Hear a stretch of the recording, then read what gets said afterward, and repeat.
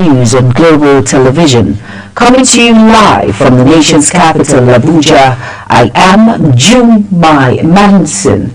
A quick reminder that Global Television is on DSTV channels 365 and Star Times channel 276. Now the news in full. Following the presumed judgment by the Abuja Federal High Court ordering the embattled Senator Natasha Akpoti to assess the National Assembly, the senator has made frantic efforts to gain entrance to the premises. Correspondent Topsy Gimba reports that Senator Natasha Akpoti was seen marching with her loyalists to the National Assembly complex, pushing hard to resume plenary after 6 months suspension by the Senate of misconduct and abuse of order to Senate rules. The report. Senator Natasha Akpoti Oduaghan, who was suspended on the March 6, 2025, has been making emphatic effort to regain her recall to the Senate using the recent Abuja Federal High Court judgment allegedly ruled to her favor. Arising from the court judgment, the Chairman Senate Committee on Media and Public Affairs, Yemi Adaramadu, signed a new statement and made it available to newsmen, saying that the Senate is not aware of any court judgment, advising the Senate to allow Natasha Akpoti Oduaghan to resume plenary today. Meanwhile, security personnel of both the police and National Assembly Sergeant-at-Arms had taken over the entrance of the National Assembly to ensure she was blocked. Security to the main entrance of the National Assembly complex blocked Natasha Akpoti Oduaghan from accessing the complex.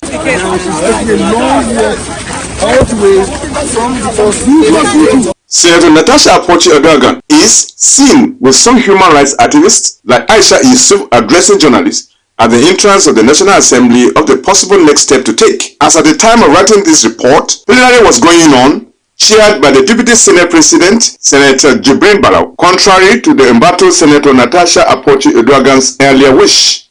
Topsy Gemba reporting for Global Television News. The Senate has announced plans to hold a special session on Wednesday in honor of late former President Muhammadu Buhari.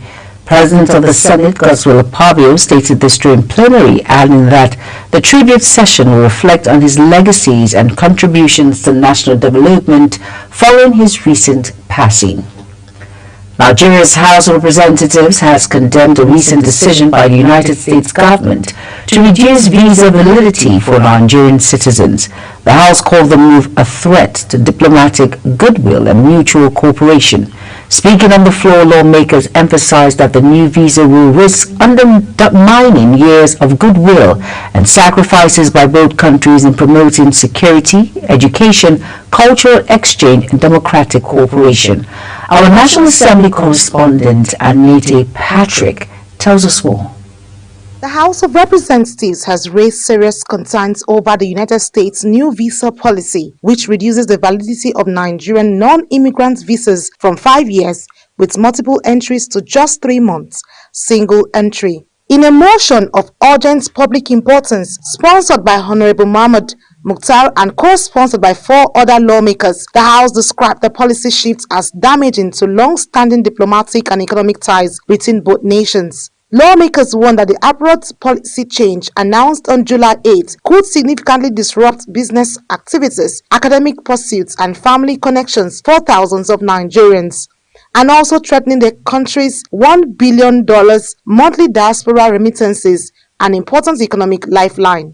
The House therefore mandated the Nigeria-US Parliamentary Friendship Group to officially communicate the House position to US lawmakers and relevant diplomatic channels. Resolves 1. Condemn in strong terms the decision by the United States government to downgrade Nigeria visa status without due consideration of the historical, strategic, and people-centric ties between both nations.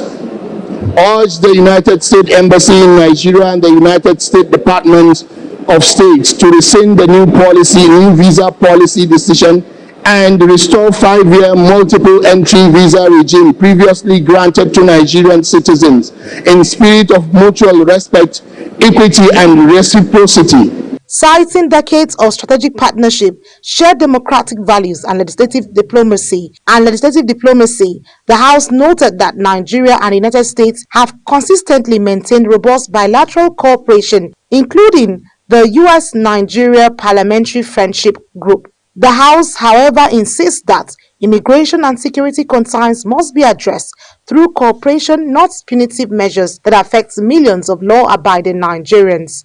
In another development, the House of Representatives is stepping in to resolve a crisis threatening the future of over 300 dentistry students at the University of Calabar, Cross River State. The move is sequel to a motion of urgent public importance raised on the floor of the House as lawmakers express deep concern over the academic impasse facing the students.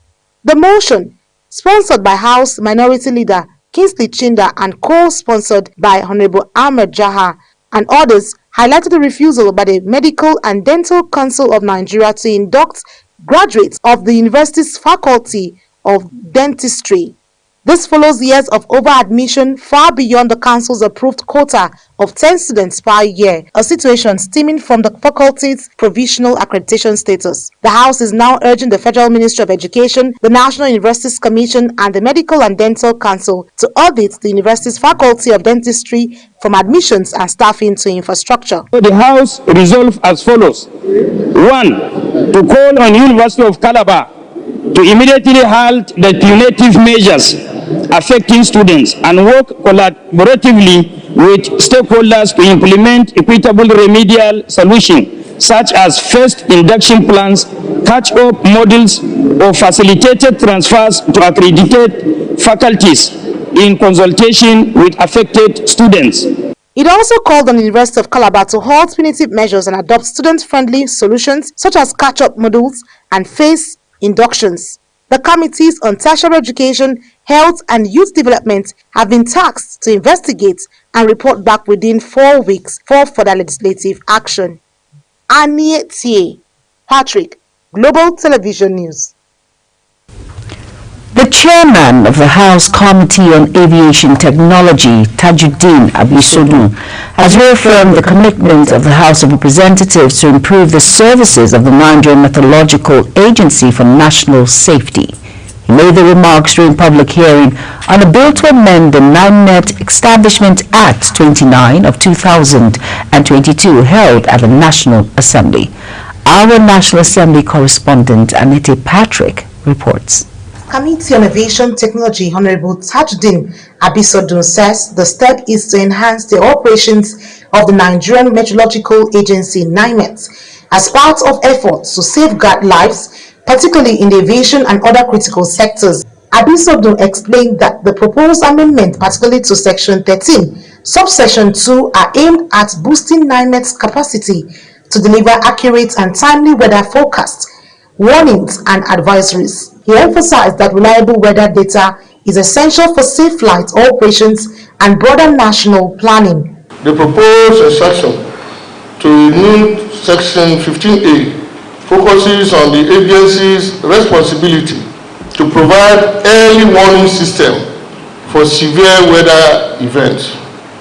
This will ensure the agency to proactively alert stakeholders about potential weather-related hazards.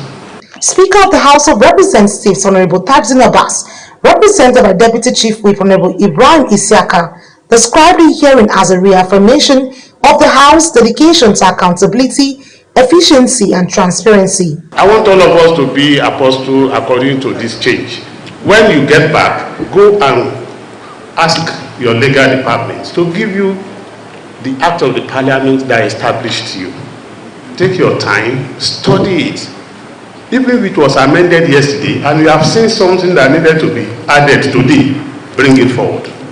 It will be listed for first reading, and the second reading, which is public hearing, will take place like this. Also speaking, Director General of NIMET, Professor Charles Anosike, threw his weight behind the amendments, particularly the introduction of a cost recovery framework. He argued that while aviation services benefit from cost mechanisms under the current law, other critical sectors like marine, construction, and telecommunications do not. Professor Anosike also called for specialized service users to contribute to the costs associated with generating sector-specific meteorological data, stressing that such contributions are standard global practice. Anie Tie, Patrick, Global Television News. The federal government has revealed that privately owned computer-based test centers and others belonging to public institutions will fully deployed in the conduct of the school-based senior school certificate examination by next year. Minister of Education Dr. Tunji Alausa made this known after monitoring a pilot CBT SSCE conducted by the National Examination Council at Seacon International School, Maitama in Abuja. Alausa, who hailed NECO for the seamless conduct of the pilot phase of the CBT SSCE, said that future school-based SSCEs will be moved to designated CBT centers rather than being held within schools. Over now to the Northern Elders Forum has issued an urgent call to the federal government to take swift and decisive action in the face of an impending flood crisis threatening vast parts of northern Nigeria.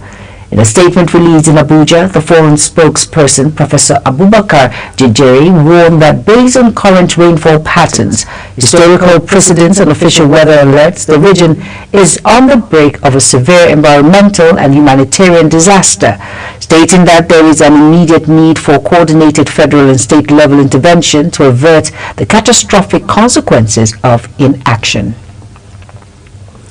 The United Nations Development Programme says it's partnering with the Tertiary Education Trust Fund, TETFund, to explore areas of collaboration aimed at strengthening Nigeria's tertiary education system.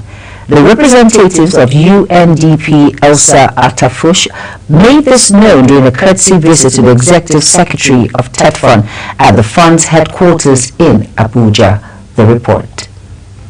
During the meeting with the Executive Secretary of TETFund, Sonny Echono, the UNDP representative expressed readiness to partner with TETFund in promoting innovation, research and capacity building in Nigeria's tertiary institutions. She says the collaboration will focus on building resilient education systems that can drive sustainable development across the country.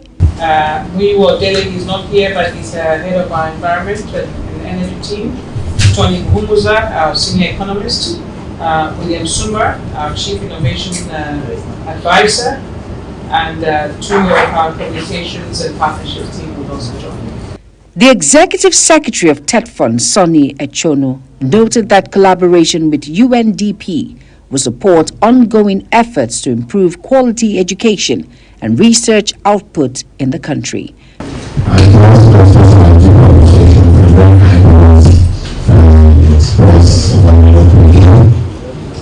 Really inspired by this whole value chain itself, how your information is evolving, the work you're doing there at the firm. You've been doing it for a very long time and involved in development programs across the country. The visit by the United Nations Development Programme officials is part of broader efforts to align Nigeria's education system with global development goals through a strategic partnership. Jumai Manson reporting for Global TV News.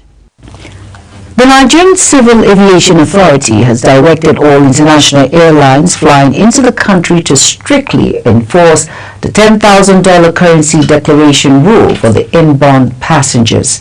Directive was contained in a statement signed by Michael Ochomogu, Director of Public Affairs and Consumer Protection, and posted on the Aviation Authority's official X account.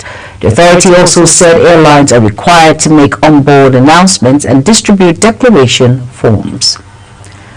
The North Central All Progressive Congress Forum has called on President Bola Ahmed Tinubu and other party leaders to ensure that the position of the party's national chairman returns to the region during National Executive Committee meeting. The appeal was made in a statement signed by the forum's chairman Saleh Zagzaga at the National Executive Committee's meeting scheduled for July 24th. It is expected to deliberate on key party issues, including the appointment of a substantive national chairman to replace Abdullahi Ganduje, who resigned on June 27th. Zagzaga stressed that reinstating the position to the North Central is the only fair and just decision, given the region's historical role in the party.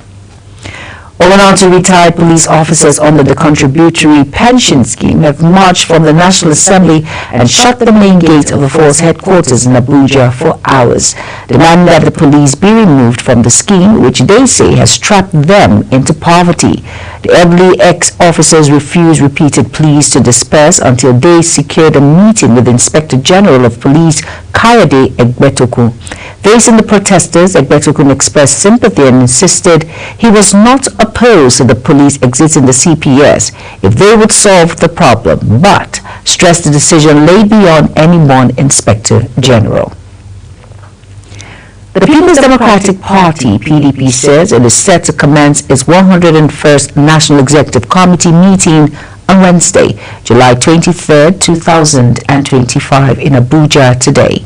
This was contained in a special announcement issued by the National Publicity Secretary of the party, Debo Ologbonagbo, noted that the crucial three-day gathering, which extends through Thursday, 24th and Friday, July 25th, is expected to address key party matters, internal reforms and strategic planning ahead of the 2027 general elections. The Benue State House of Assembly has reinstated 7 members who were suspended in February 2025. A statement by the Chief Press Secretary to the Speaker, Trevor Zamba, the legislators expressed remorse, appealed for their recall, and pledged to conduct themselves responsibly. During the plenary, the letter requesting their reinstatement was read by Majority Leader Senator Tressa. Members, including Bandu Imposu and Elias Audu, supported the motion, citing the lawmakers' renewed commitment to good conduct. The House also commended Speaker Hyacinth Dajo and the leadership of their magnanimity in resolving the matter. This brings the total number of reinstated lawmakers to 13, as 6 others were called last month. You are watching the live broadcast of AM News. When AM News returns, Senate approves Tinubu's $21 billion foreign loan. Details coming shortly, plus business and foreign stories on the other side of this break. Please stay with us.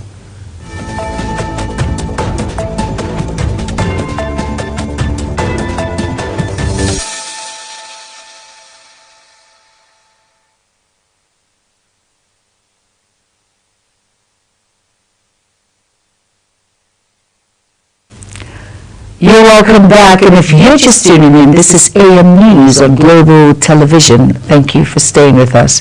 In business stories now, the Senate has approved President Bola Tinubu's external borrowing plan of over $21 billion for the 2025-26 fiscal cycle, paving the way for the full implementation of 2025 Appropriation Act.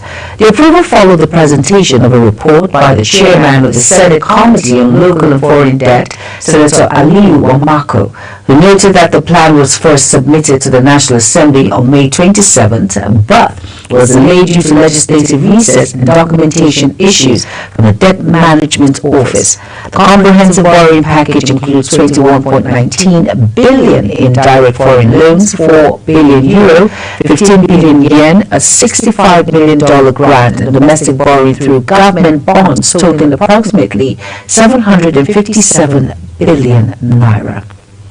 The federal government has reiterated the commitment to expanding Nigerians' refining capabilities, dismantling outdated regulations, and encouraging a more efficient trading environment. The Minister of State for Petroleum Resources, Oil, Senator Haneke Lapogari, made this known at the Global Commodity Insight Conference on West Africa in Abuja. Over now to Kikelomo Okere for the report. Intensifying its efforts to become the central hub of refining and petroleum trade in West Africa. This ambition took center stage as industry leaders and policymakers gather at the Global Commodity Insights Conference to deliberate on regional energy strategies, private investment, and regulatory advancement. Delivering the keynote address, the Minister of State for Petroleum Resources, Senator Enikin Lokobiri, outlined Nigerian target to supply more than half of West African energy demand and emerge as a key marketplace for refined petroleum products. Lokpebiri urged stakeholders not to be deterred by the global shift towards cleaner energy, emphasizing that fossil fuel remain vital to meeting Africa's short to medium-term energy needs. He noted that the government's retreat from the direct market participation has opened up space for private enterprises to thrive. As government, our own ambition is to grow this sector. Our own ambition is to support, the private sector to grow this sector. Our own ambition is to partner with our neighbors from all over, West Africa to make Nigeria, the hub for energy, trade. In his address, the Chief Executive Officer of the Nigerian National Petroleum Company Limited, Bashir Ojulari, and President Dangote Group, Aliko Dangote, underscores the urgency of building a self-reliant refining sector in Africa. They cited the contradiction of Africa being a major crude oil exporter while remaining dependent on imported refined products, a dynamic that threatens energy security and leads to financial losses. They therefore called for unified energy policies across African nations, greater investment and increased local ownership to retain value within the region and promote shared prosperity. Speaks to defining imperatives for our continent's future: energy self-determination, industrial integration, and shared prosperity. Africa should refine all the petroleum products it consumes right here on the soil of Africa. In his welcome remark, Chief Executive Officer of the Nigerian Midstream and Downstream Petroleum Regulatory Authority advocates for a regional pricing index that reflects West African unique economic and logistical landscape.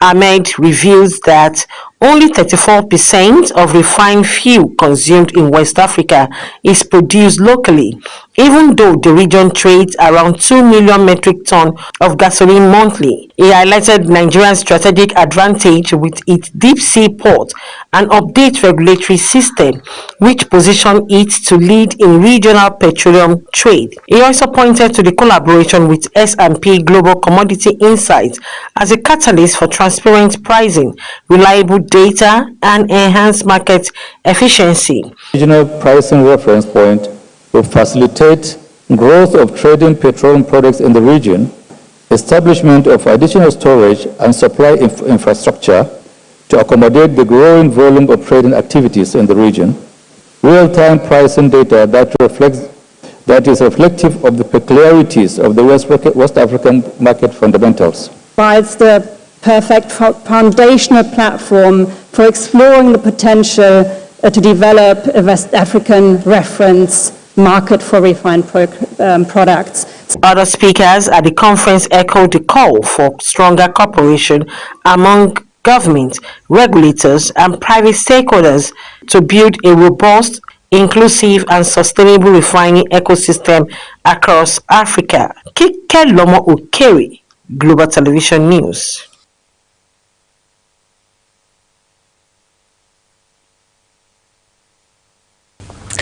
Now on sports news, Nigerian Premier Football League champions Remo Stars held a club gala to mark their maiden triumph as chairman of the club. Kunle Sanume gave a sum of 25 million naira to the team while also gifting the club's best player Olamilekun Adedayo a brand new sports utility vehicle. Remo Stars won the 2024-25 Nigerian Premier Football League title with 71 points, beating Rivers United to the crown by 7 points and also ending their organizing weight with their first ever title, having gone close in the previous 2 seasons. 2 months after their triumph and as they prepare for a new season, the club's chairman and businessman Saname hosted the team and slashed cash gifts on them and the female team Remo Star ladies. And here we end AM News, but before we go, here's a recap of our top stories again. Brought to you that following the presumed judgment by the Abuja Federal High Court ordering the embattled Senator Natasha Akpoti to access the National Assembly, the senator has made frantic efforts to gain entrance to the premises yesterday. The Senate has approved President Bola Tinubu's external borrowing plan of over $21 billion for the 2025-26 fiscal cycle, paving the way for the full implementation of the 2025 Appropriation Act. And on the foreign news, as the humanitarian crisis deepens in Gaza, the United Kingdom's Foreign Secretary David Lammy has issued a scathing condemnation of Israel's military conduct and humanitarian policies, calling for an immediate ceasefire. And in sports story now, Arsenal is set to compete the signing of Swedish striker Victor Gagaris for Sporting Lisbon, following a full verbal agreement between all parties involved. Now that's it on Global AM News. A quick reminder that Global TV is on DSTV channel 365 and Star Times channel 276. Now kindly follow us across all social media platforms now showing on your screen by using @Global TV NG. I am Jumai Manson. Thank you for watching. Up next is Global Morning. Stay tuned.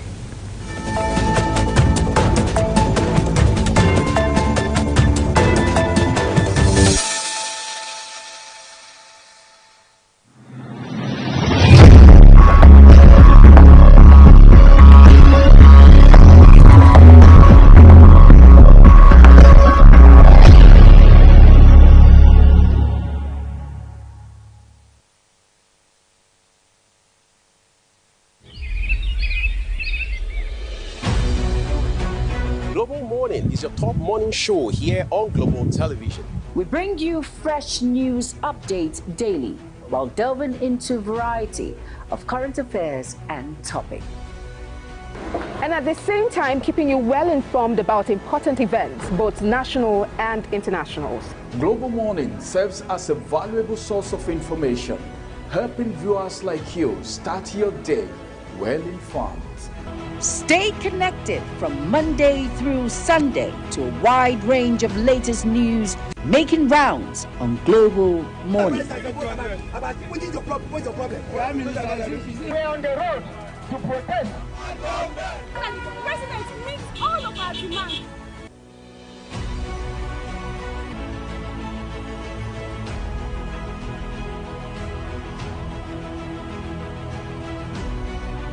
This is Global Morning.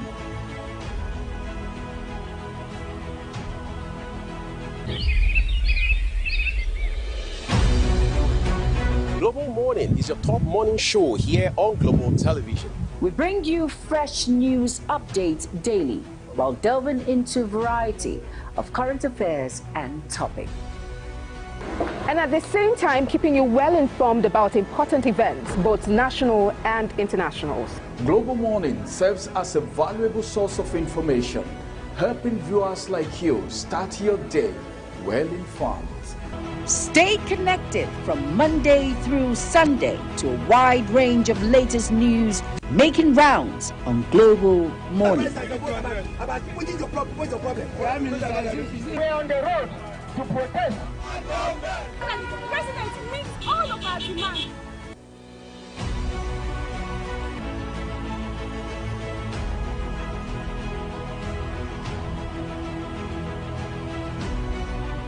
This is Global Morning.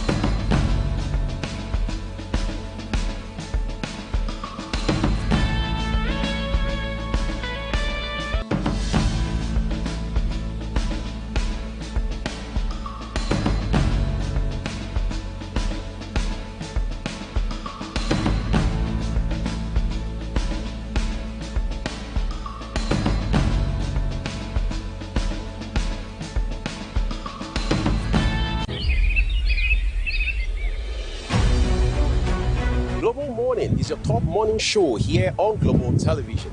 We bring you fresh news updates daily while delving into a variety of current affairs and topics.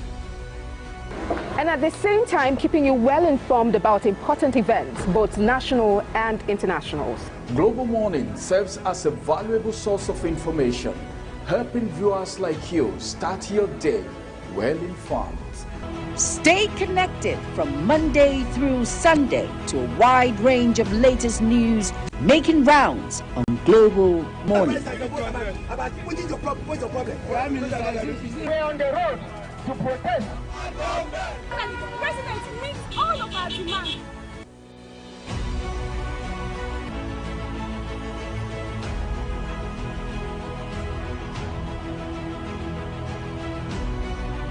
This is Global Morning.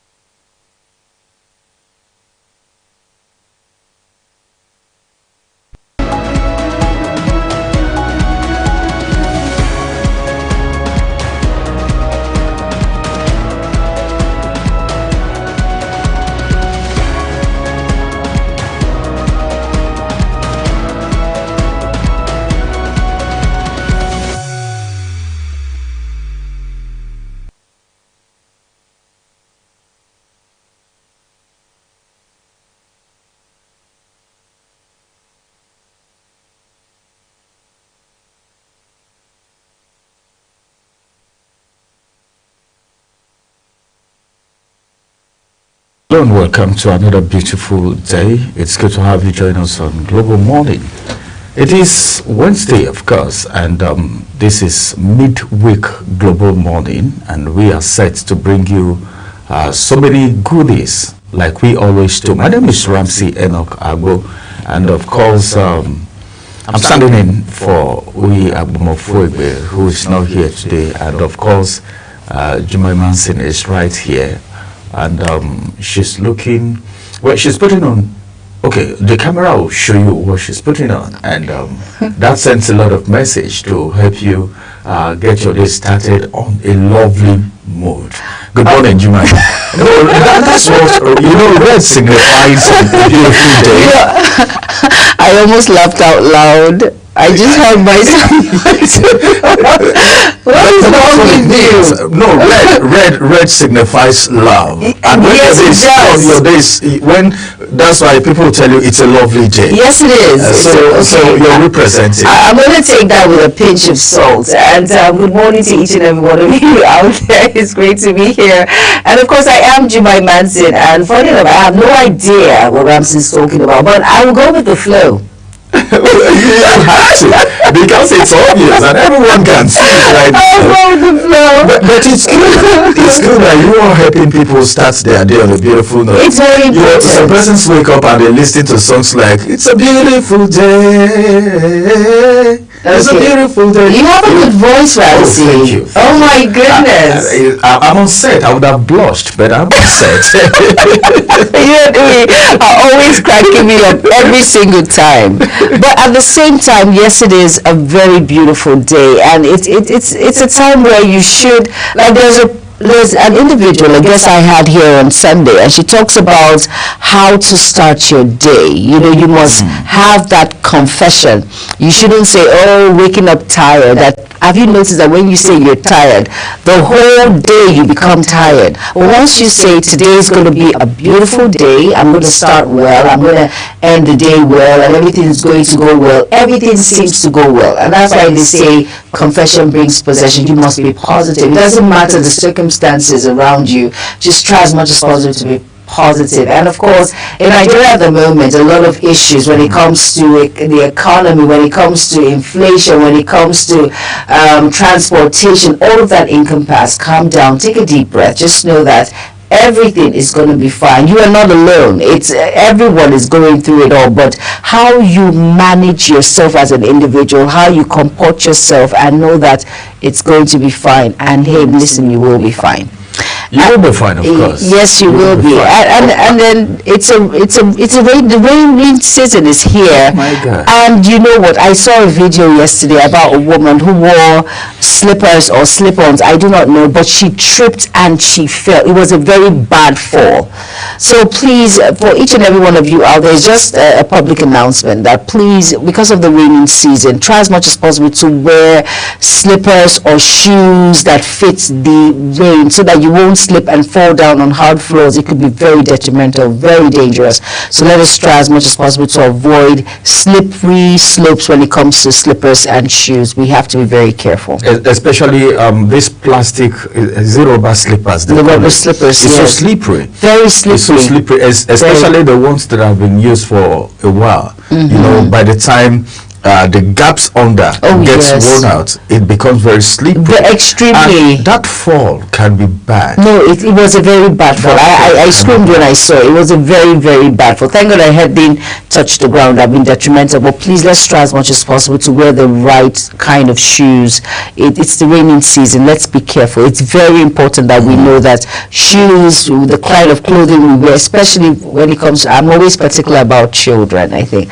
I love kids so much. So the truth is, let us try as much as possible to keep them warmed up and do the needful. It's very important, right, Ramsey? Yeah, that's true. That's true. You know, especially for the mothers, and the fathers will always be there to actually add their voice to it. Okay. So if you're going out, since it's a rainy season, make sure you go with an umbrella because you may be taken by surprise. Yes. Remember what happened yesterday? True, yesterday. Well, it has stopped. It will start again. Continue again. When it was raining over the night, I was like, hey, come on, this rain, respect yourself because I need to be on Global Morning. You know? Yes. And so to my word, before daybreak, the rain stopped and we are here today. Then, so many things happening from the economy to the polity to the society, to the agriculture, everywhere. And of course, we can't take our eyes away from the National Assembly. No, we cannot. Anytime soon, because some persons are describing it as drama.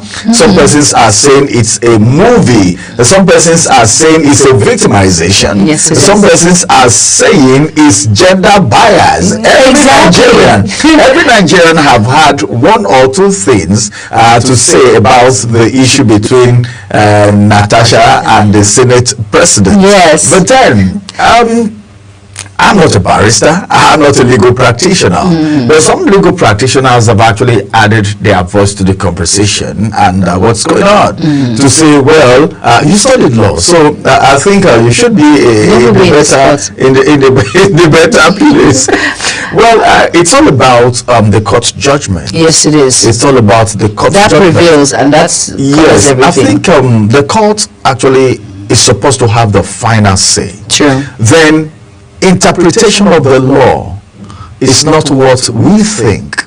There are technicalities, all right?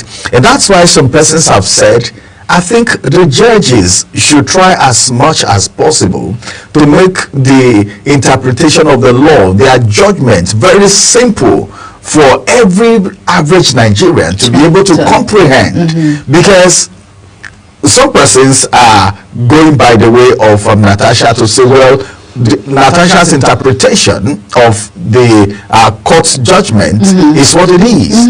Other persons are saying, well, what the Senate President and his lawyers are saying is the truth. So as it is right now, the case is taking a different turn altogether. Yesterday, it wasn't funny at all. But as it is, Natasha have people who are solidly behind her loyalist. Yes, you saw what happened. You saw what happened yesterday. You know, even before yesterday, Aisha Yusuf had gone to the media. In fact, she didn't go to the media, but the media was already saying she has proposed, all right, to go to the Senate with Natasha. And that was exactly what we saw yesterday. Yes, we did. Even though she couldn't gain access into the chamber because no matter how it is, by the time you get to the front of the White House, you know, it will be very difficult for you to get access if you come from the gate. But then what Nigerians are saying is not even about Natasha and the Senate President, but her constituency. But before we go into what Nigerians are saying, you know, we have a correspondent, a National Assembly correspondent, Topsy Gimba, and he said a lot because he was there at the scene and saw what happened, that there are three particular main entrances into the chamber. The one in front of the Eagle Square, she gained access. The second, she gained, but the third, into the chamber, she couldn't gain access. So at the same time, let's just see how well this plays out. But for me, I think enough of the drama. Natasha has proven her point. We've seen it all. And, you know, the Senate President doesn't want to stand down because he feels he's not, he's innocent. Well, she feels she has been victimized. But at the same time, deep down we know what's going on. Right, Ramsey? Well, I think as it is. No offense. No, the truth is. Why am I laughing at all of this? What I think is, I think the right thing was done. That is, you're not satisfied with whatever the judgment is, and you have the rights to appeal. Yes, you do. Or the appeal court should give a better interpretation. But 6 months is over. Like, seriously. 6 months is over. It's over. So what is it again? Say something today. I'm not being biased, but what is it? Did anyone say you're biased? I'm not saying anything. But then, I think it's high time the authority steps in. It's very important. Because, like I was trying to say before you came in, to an extent, sometimes it shouldn't even be about the senators, the people at the National Assembly, but who are they representing? Someone has said, go there, represent us. Remember, constitutional review is going on. Yes, it is. And I don't know if, I am not sure if our constituency have a representative right now, because Natasha is out of the chamber. Yes. So, this is, sometimes, I don't know, this is how I think. This is how I think. Tell me. Sometimes I feel this is more like a father and daughter fight. Okay. You know, so sometimes the father would want to prove a point. To prove a point. And the daughter as a father. And the daughter will like, but you are my father, you don't know it all. You know, but then the bottom line, there should be, okay, a place where there is a reconciliation, a balance, because the father is there, the daughter is there, and the family must have to move on. So I think what I'm saying is they should just try to bury their hatchets or whatever the problem is, so that our constituency. But do you know that Natasha is still doing empowerment in our constituency, despite all of that? I was going to say that. I was going to say that part, that it's eminent that Natasha is doing so much for our constituency. She's giving back. She didn't just sit down. She's giving back, and that's why she has so many support when it comes to please, I am from Kogi State. Yeah, I know. I'm proud Kogite. Not from Kogi Central. It doesn't matter. You're from Kogi Central. So of course. But wait a minute. Don't put me on this. It has nothing to do with that. But what I'm saying is, yes, some persons. I'm actually going to ask you this question. What? Because you're from Kogi Central. Yes, a problem. Someone said something yesterday, and I was like trying to reason with it. He said, despite the fact that Natasha is out of the National Assembly, she's not on seat at the moment, but she's still carrying on her empowerment at the grassroots. Exactly, giving back. That even in 2027, her people will still vote her back to the chamber. You're very correct. And someone said it. I wasn't the one that said it. So I will ask you, as someone from Kogi Central, are you saying the same thing? Are you of the same school of thought that she will be voted back to the chamber in 2027? Before I answer that question, because you've just put me on the spot and all eyes are looking at me right now, but the truth is, once you are put in a particular position, I always say, and you remember individuals who have put you there and you do the needful, like the grassroots, looking at it, she has done a lot when it comes to empowerment, when it comes to giving back. Remember individuals who are in need. Of course, you know what the answer is. If you're putting smiles in our faces and you're making individuals in that constituency happy,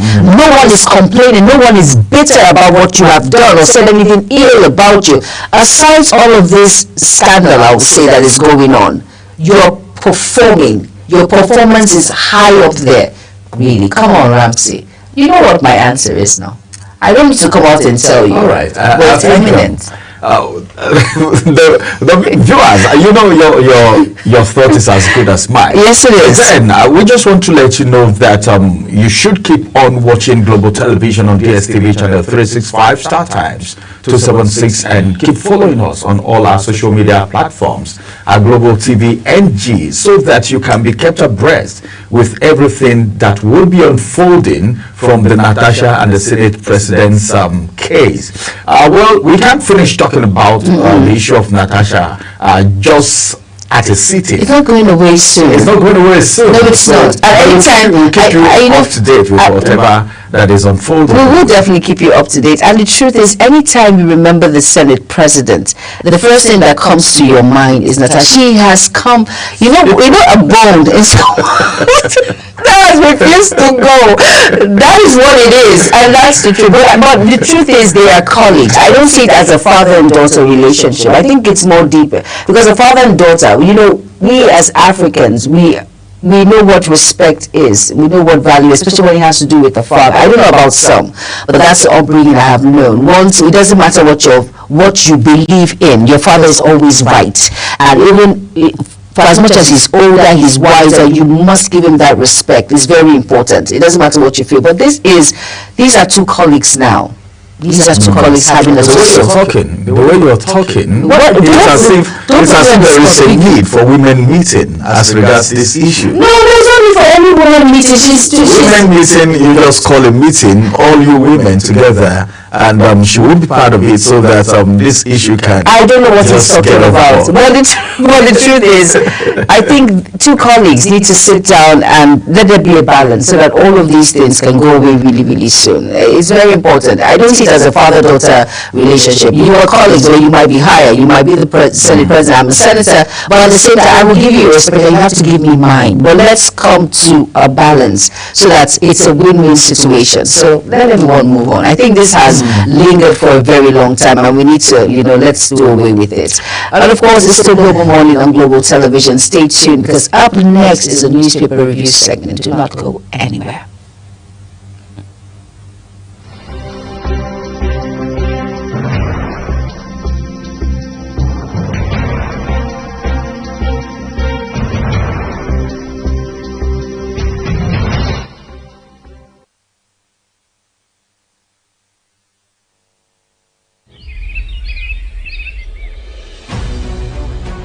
Global Morning is your top morning show here on Global Television. We bring you fresh news updates daily.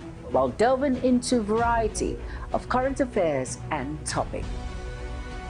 And at the same time, keeping you well informed about important events, both national and international. Global Morning serves as a valuable source of information, helping viewers like you start your day well informed. Stay connected from Monday through Sunday to a wide range of latest news making rounds on Global Morning. We're on the road to protest. And the president meets all of our demands.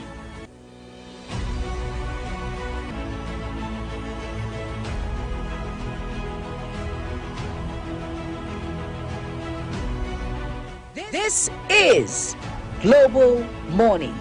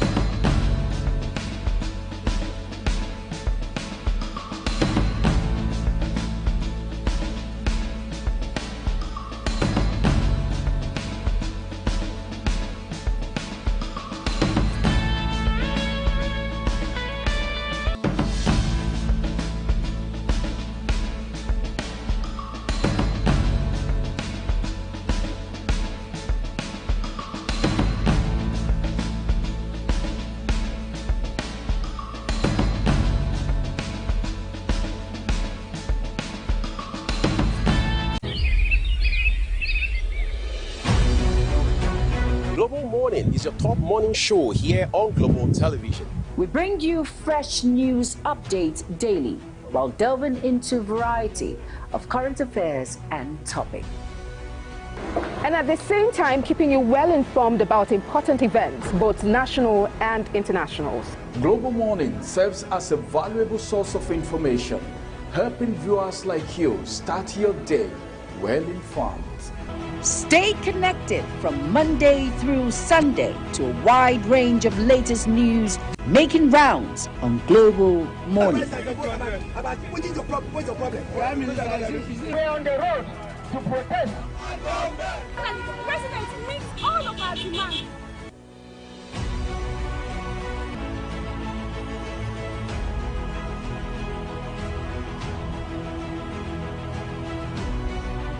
This is Global Morning.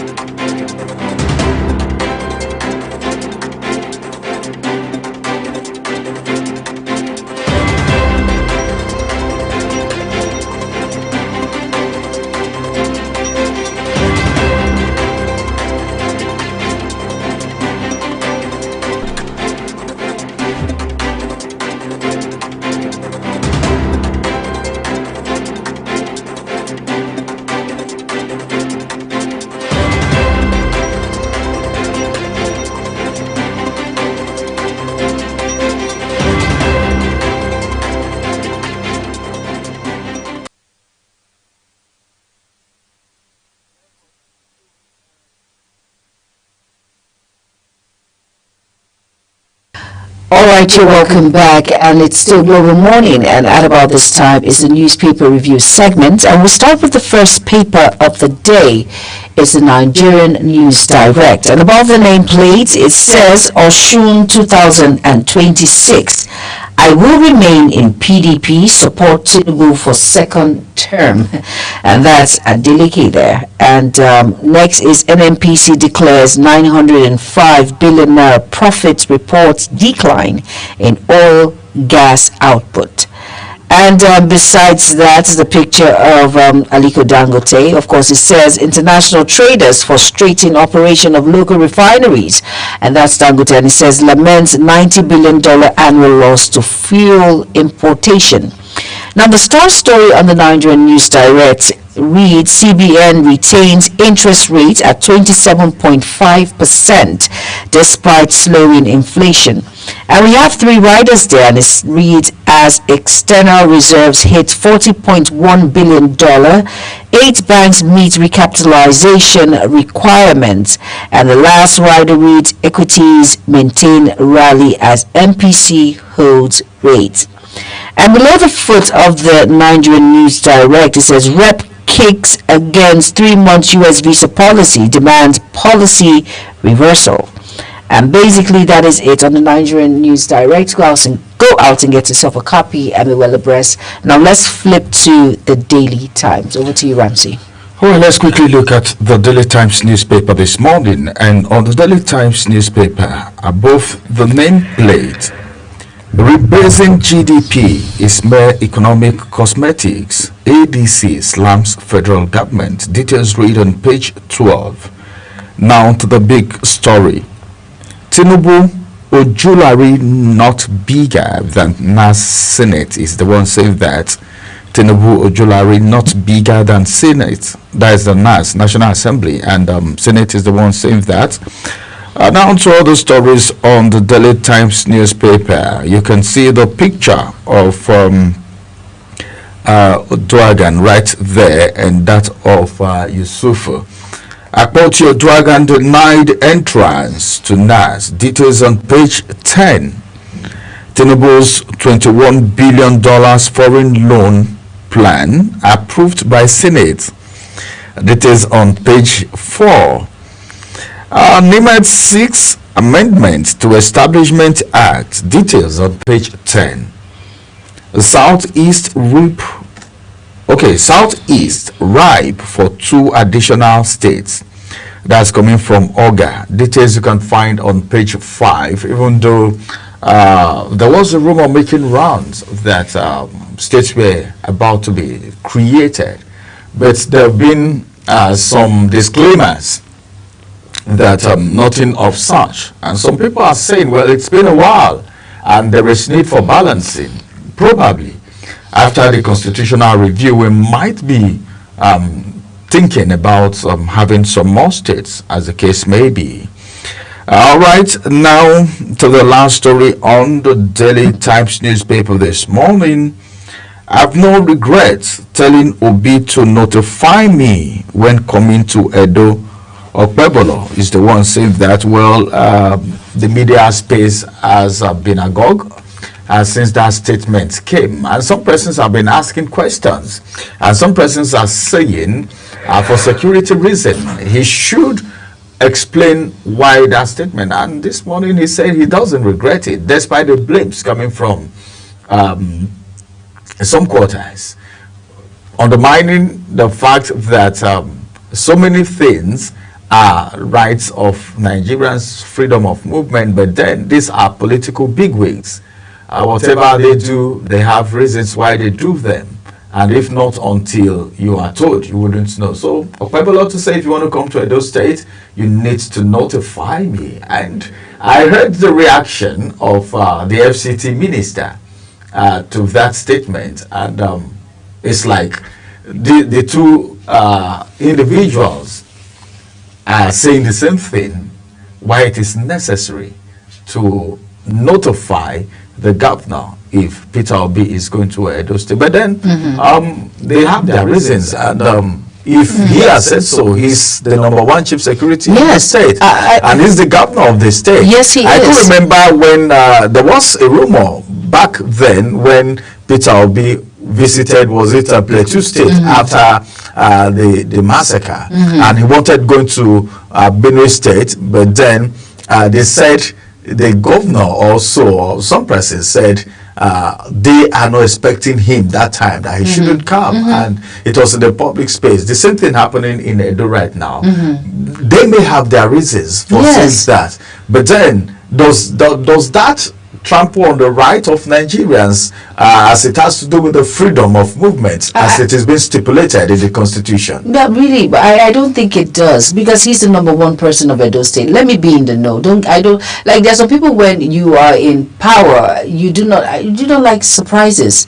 Most people don't like to give him a grand welcome. Exactly, it could be he knows, but at least now everyone is pushing forth when it comes to their aspirations to become president. So everyone wants to be seen, know that I'm in touch with people and all of that. So we don't want any issues. Of course, you know what is going on in Edo State. A lot of issues with the police and all of that, with people complaining about policemen going into homes, picking out some youths and all of that. So there are a lot of things happening there, and these are places of concern, like Benue. Of course, you know what happened in Yelwata and all of that. We don't want any more issues. And with all of these presidential aspirants, a lot of things with crowds and all of that. Some might have good, some might have ulterior motives, some their motives might be pure, but no surprise. Just let me be in the know. He's not stopping you from coming. Just let me be in the know. I don't think he has said or done anything wrong, so we shouldn't blow this out of proportion.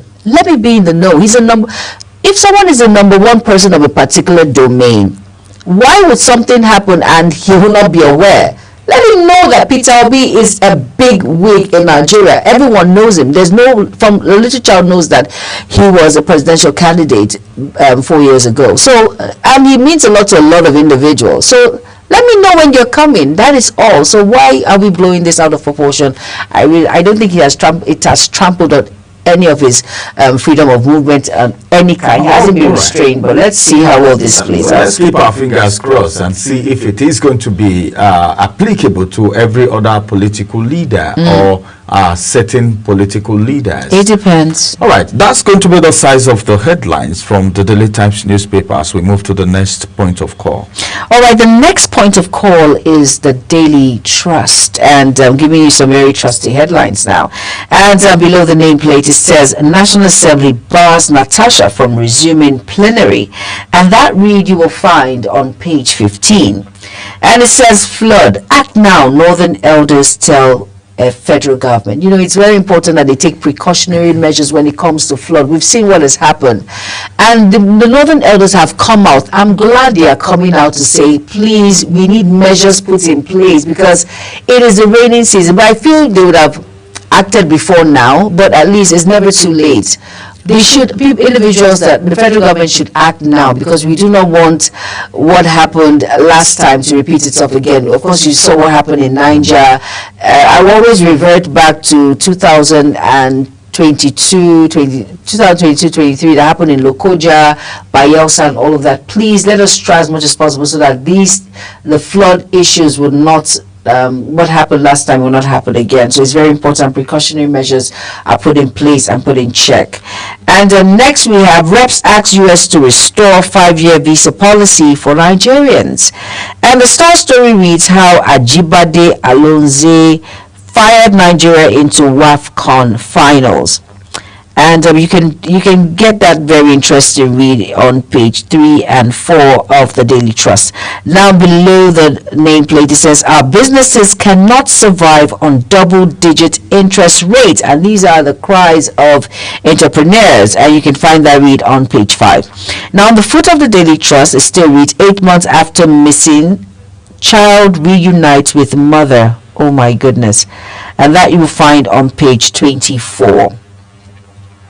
Lawmakers indict 31 MDAs, asks EFCC to recover 103 billion naira, that's $950,000. Why Tinubu is yet to appoint ambassadors, and that you will find on page 45 of the Daily Trust. Go out and get yourself a copy, and we will abreast. Next is The Nation. Thank you very much. Let's quickly get to the Nation's newspaper. Above the nameplate, Attorney General Fagbemin's office denies government's stake in First Holdco PLC, calls this day Arise reports malicious. Right, more still coming from the Nation's newspaper. Natasha, supporters create scene at National Assembly entrance.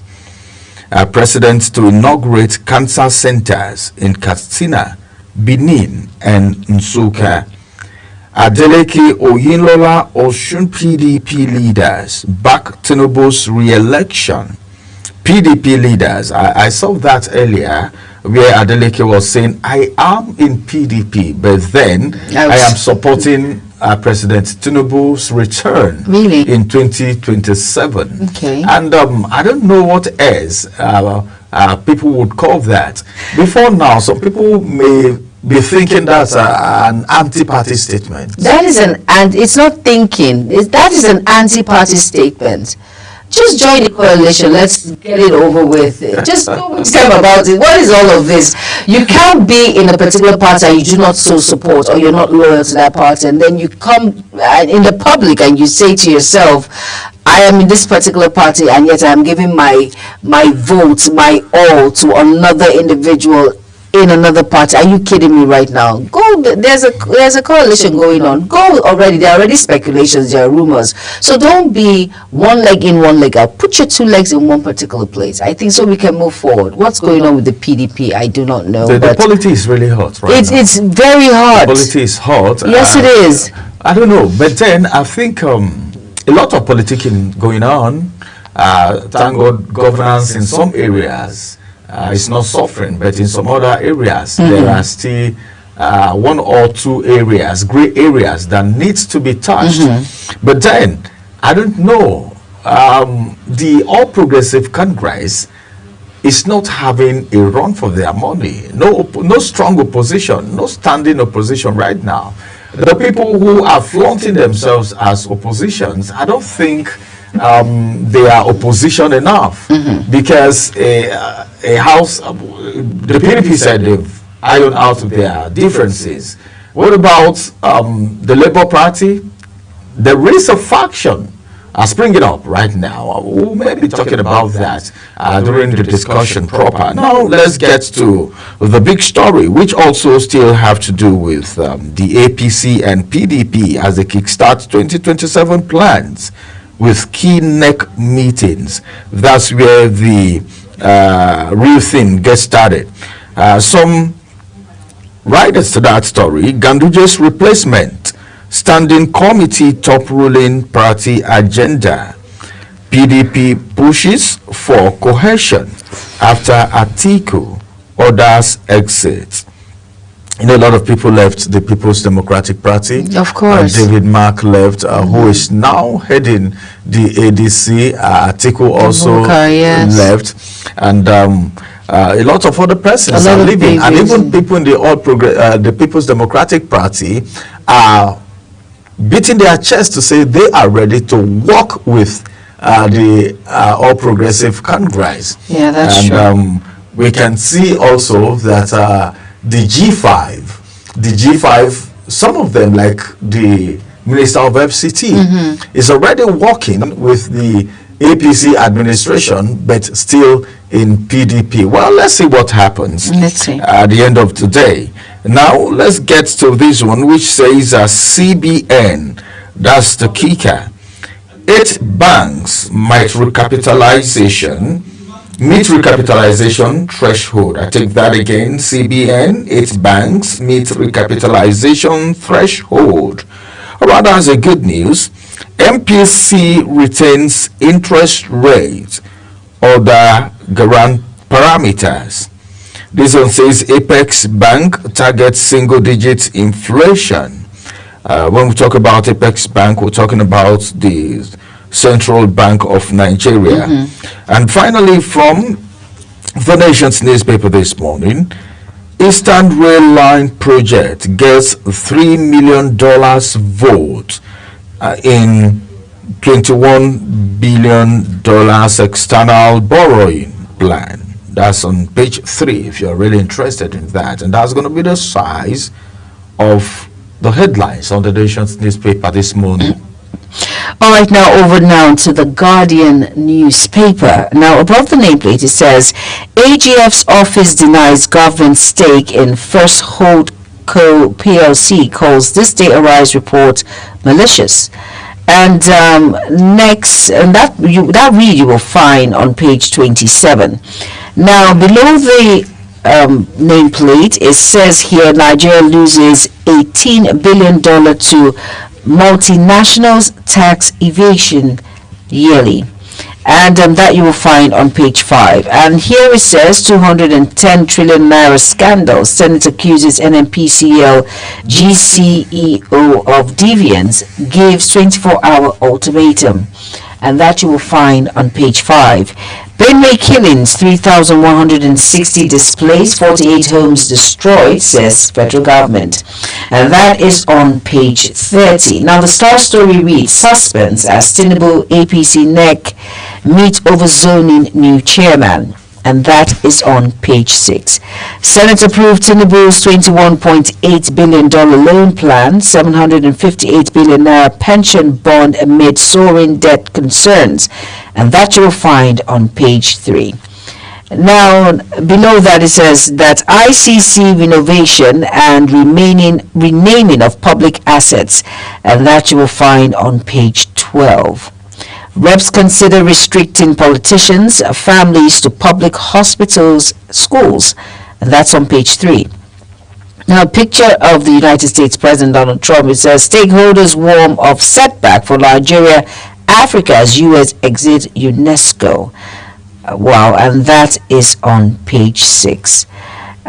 Still on the Guardian newspaper, at the foot of it all, it says tension and security operatives deny Natasha access to National Assembly, and that is on page 29. Now go out to get yourself a copy and be well abreast with the issues making round. Next paper, please. All right, let's quickly look at the Punch newspaper and see how punchy is going to be. Above the nameplate, The Senate okays Tinubu's $21 billion foreign loans. Now let's look at this story just beside the nameplate. Dangote exports 1.3 billion liters of petrol as marketers buy foreign fuel. Details you can find on page 29. Then this headline says, Attorney General Fagbemi's office denies government stake in First Holders PLC. Calls this day Arise report malicious. Now to the big story. APC may pick Ganduje's successor at make or break neck meeting. Make or break neck meeting. All eyes on the All Progressive Congress as they hold their neck meeting. What's going to be the outcome? A lot of things will be discussed. We're talking about a National Executive Council meeting here. According to the description on the Punch newspaper, they said it is going to be a make or break neck meeting. And one of the top agenda that is being speculated is the appointment of the APC chairman after the resignation of Ganduje. Who is going to be Ganduje's successor? One rider to that story, and it says Almakura Yewada Dalori top raise, lobbying thickens, North Central demands slot, Constitution's review on NEC agenda. All right, Constitution review on NEC agenda. All right. Now, Israeli protests in Tel Aviv over Gaza food shortage. ADC boils over Tinubu's endorsement by Adeleke Oyinlola. I talked about that earlier. Natasha heads to court after Senate blockade. Let the Supreme Court do the interpretation. So good. Natasha herself is a lawyer.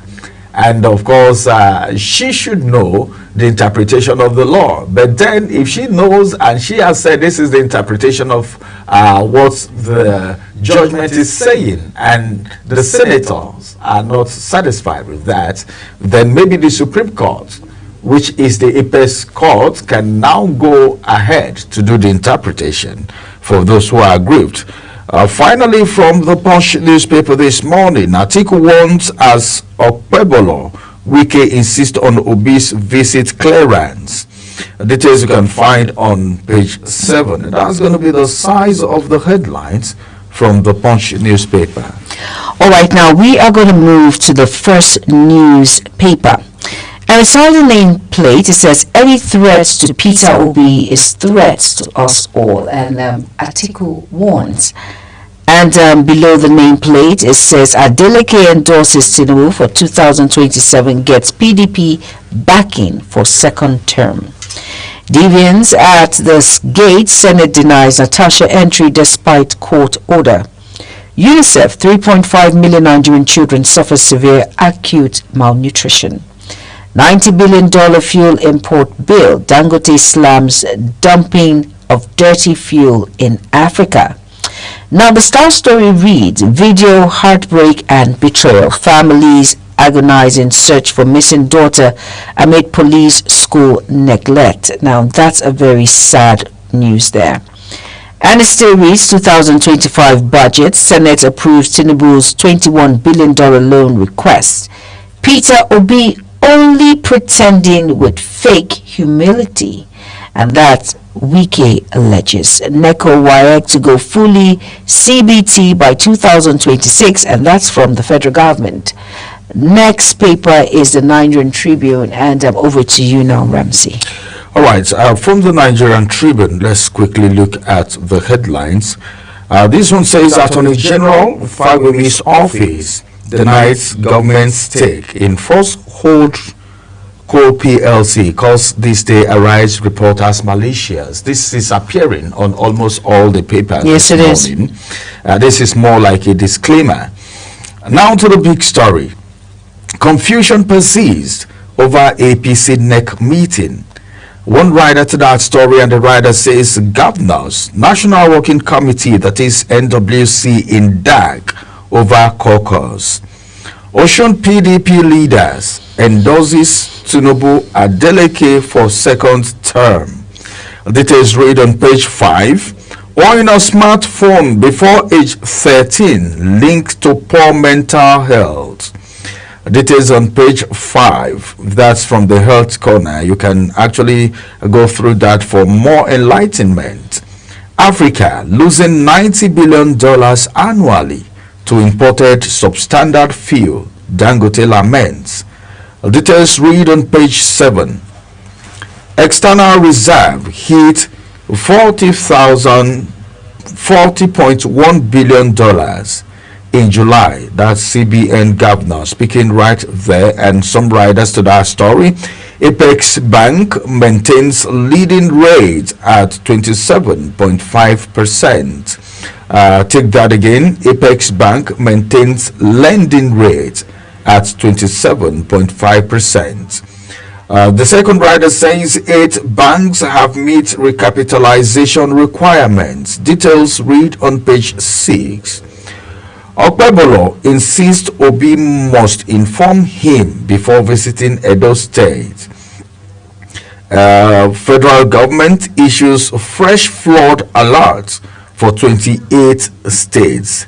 I think that's a good one. We already talked about that. It's better to have this arrested, this situation curtailed before it escalates. It's better to do this before doing damage control when everything has already happened. Remember what happened in Maiduguri, remember what happened in Niger, remember what happened in Benue, of course, and even in Kogi State.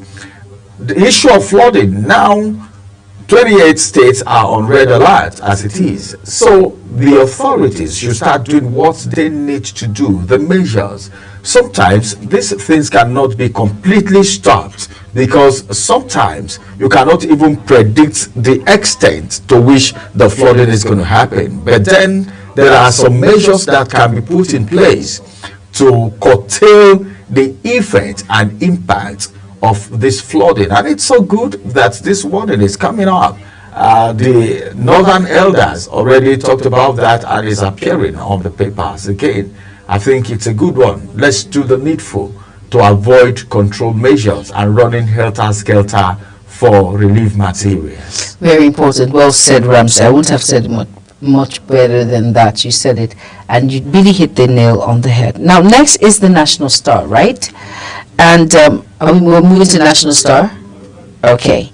And below the nameplate, it says NNPCL declares 905 billion naira profit remit 6.96 trillion naira in 5 months, and that's on page 14. Osun PDP backs Tinubu Adeleke's re-election in 2027, and that's on page 18. FG averts doctors' strike, order withdrawal of circular to review health workers' salary. That's on page 8. Now, the Star story says, amid IMF, World Bank warnings, FG to borrow fresh $21.8 billion, 2.1 billion euro, 15 billion yen, and of course, $2 billion, 758 billion naira, and that you will find on page 2. Now, how 31 MDAs looted 103.8 billion naira, $950,912 reps, and security tightened the suspended Senator Natasha presence sparks uproar at NAS, and federal government faults ADC claim on posting of ambassadors. WAFCON, that's sports now. Ajibade Alozie sets up Nigeria Morocco final, and that is it on the National Star. And next is the Standard Times. I think I need to say something briefly before we get to the next paper. Go ahead. You can talk about the winning of South Africa, and I keep quiet. Okay. I think Ajibade became actually emotional when she won the women, the woman of the match. Okay, she was the woman of the match, and it was an emotional moment. And winning 2-1. We're talking about South Africa here. Yeah. It's a big deal. It's a big deal. It's a big deal. There was jubilation everywhere yesterday.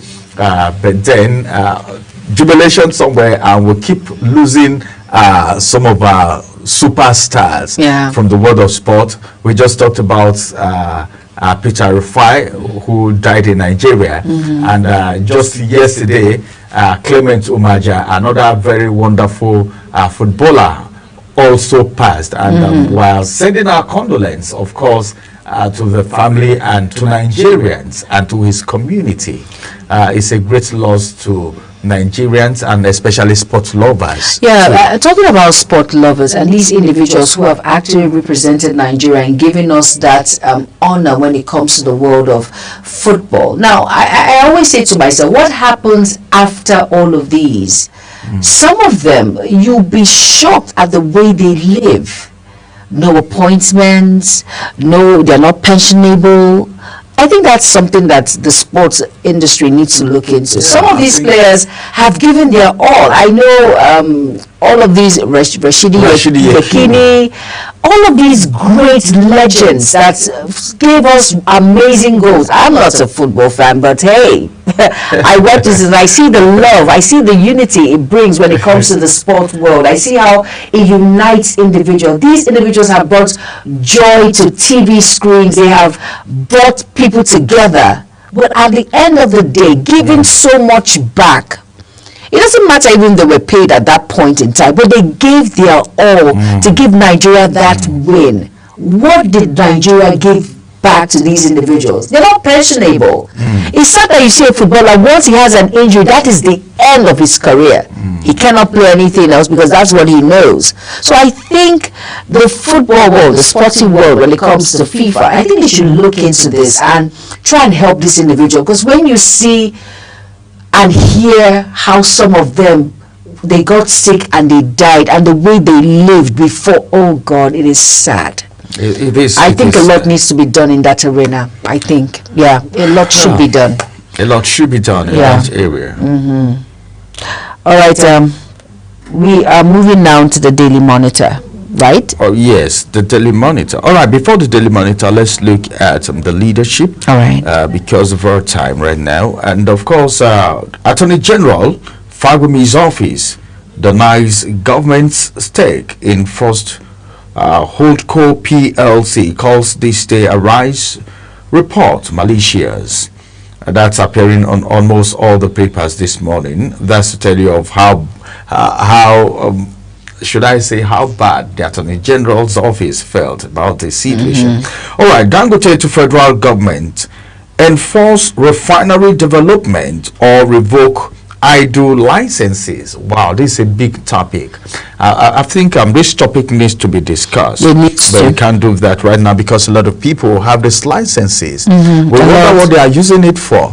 You don't just get a license and keep it under the bed. No, you don't. If you know you can't really do this business, allow other people who can do it. Exactly. Forfeit it, forgot it. All right. Local government autonomy delay undermines democracy. This is coming from ALGON, that's the Association of Local Government of Nigeria. The state slashing power tariff must be ready to pay subsidy. This is coming from Minister. Right, this is a big one. Cost reflective tariff for Band A customers faulty, says State Energy Commissioners Chairman. All right. This one says Natasha blocked from NAS, attacks Senate President Akpabio. Okay, then some stories right here on the leadership. Wike backs Okpebolo as governor, insists on Obi must get clearance. Akume Jega Mahe wants private sector investment in livestock development. Chibok parents mourn Buhari, seek release of 87 girls. The Chibok girls, where no one is talking about the Chibok girls anymore. This is a very long time coming. Osun PDP Governor Adeleke back Tinubu for second term. Details you can find on page 7, and that's the size of the headlines from the Leadership newspaper this morning. All right, let's quickly run through the Daily Courier, and it says here CBN retains interest rate at 27.5%. Reps indicts 31 MDAs, mandates EFCC, ICPC to recover over 103.8 billion naira. That's about 912 $912, and it says Ministry of Foreign Affairs, Bank of Agriculture, REA, others indicated EFCC, ICPC, FIRS to recover billions is unremitted funds illegal contract. And it says lawmakers push for faster audit cycle, external auditors in MDAs without boards. And still on the Daily Courier, it says here, NCAA orders airlines to enforce $10,000 cash declaration for inbound passengers. 8 banks meet new CBN capital base ahead of 2026 deadline. Customs intercepts container laden with over 10,000 donkey genitals. Okay? What's that all about? You ask me, I do not know.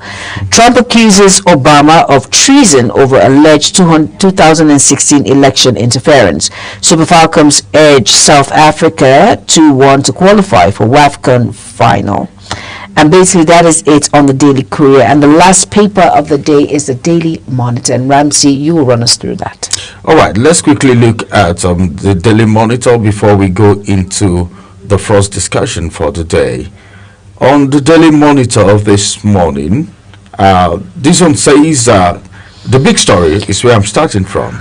And it says, NISA issues fresh flood alert for 28 states, 739 communities.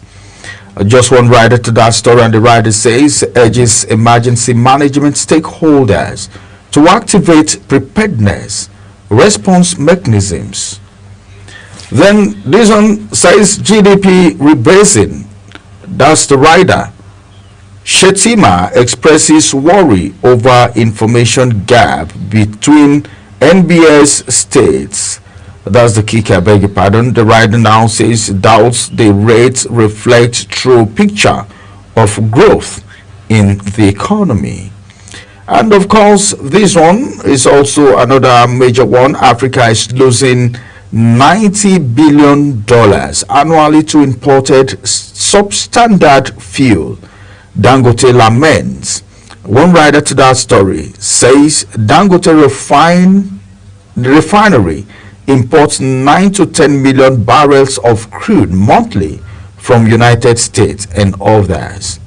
And of course, again, CBN maintains lending rate at 27.5%. And of course, this one says Tinubu's government celebration of rebased GDP misleading a critical public relations start. Right, that's coming from ADC. Details you can find on page 6. And that's going to be the size of the headlines from the Daily Monitor this morning. And of course, that's going to be the last paper before we go into the first discussion for the day. We will have someone joining us for the conversation. And of course, remember that Global Television is always on DSTV channel 365 and Star Times channel 276 in case you just joined us probably on social media. So we're going on a quick break. Yes, After this break, we'll return for the first conversation on Global Morning today. Stay with us.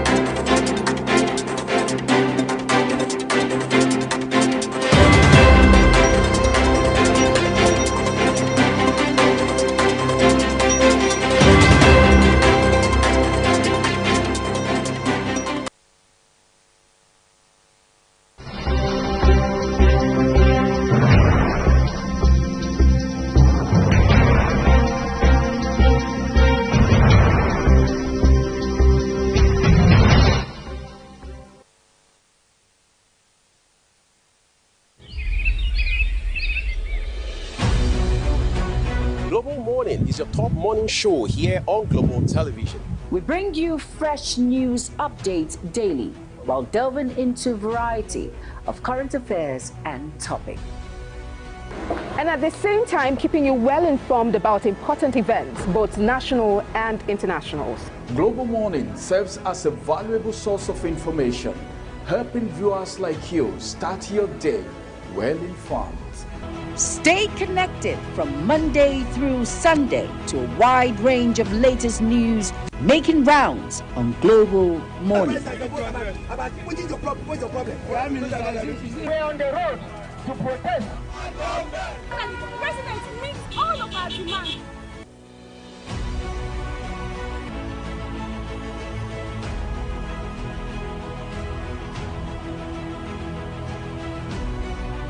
This is Global Morning.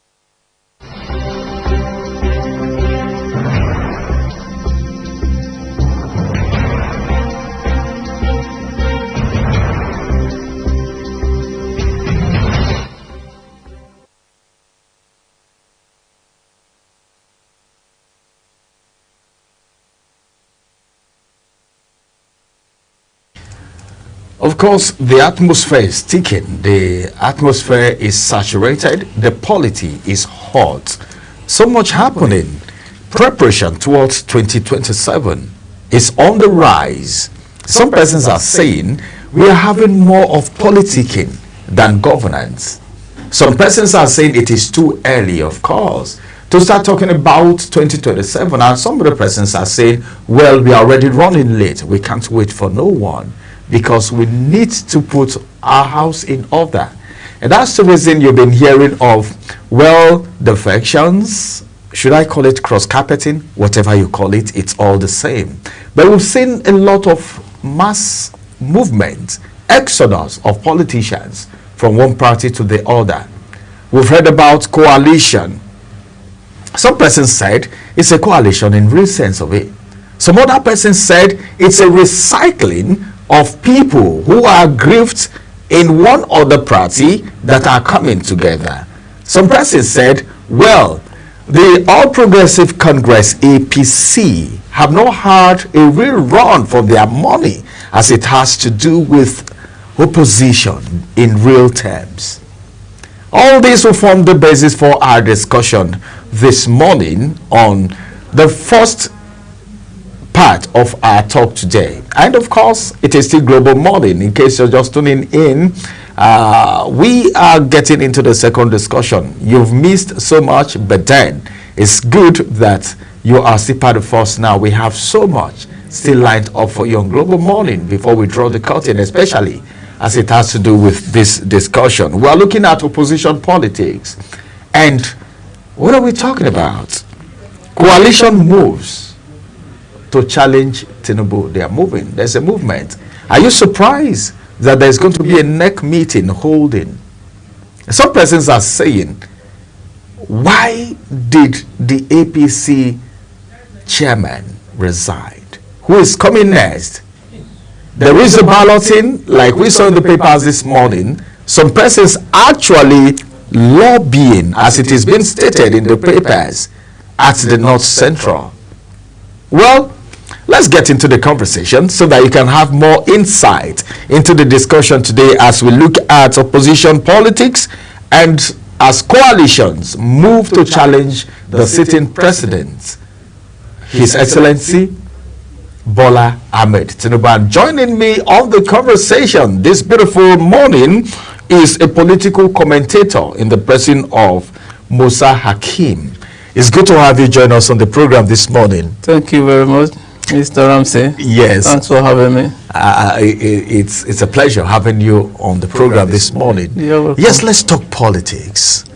You know, as a matter of fact, any politics or any administration that doesn't have an opposition, an APC chieftain told me on my program here that politics will not be sweet if there is no opposition. And he boldly told me to my face that they, APC, are not having the kind of position that they desire. Does that seem like a mind game, or he's saying the right thing? All right, thank you once again. I think every right-thinking politician should think like that APC chieftain that has spoken to you on this program. Well, first of all, let me talk about the danger of running a one-party system. You know, a one-party system is a system of politics that the power is concentrated in one party, so to say, one person or group of people, under which democracy is eroded, then the rule of law is being, set aside, or the right to expression will be limited under one-party system. Though we have countries around the world that run this one-party system, most especially China, Cuba, Bulgaria, and the rest of them. And if you check those countries that run this one-party system, they are communist society.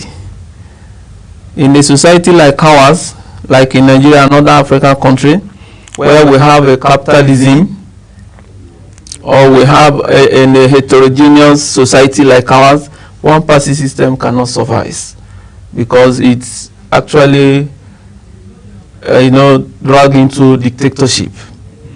Then coming to a vibrant opposition. But before you go to vibrant opposition, do you see Nigeria tilting towards a one-party system? Why do you choose to talk about that? Because the president, in one of his speech, said, well, he's not in support of a one-party system, but some other persons are saying this defection, everything. Like this morning, Adeleke have said, well, I'm in PDP, but I'm rooting for President Tinubu in APC for 2027.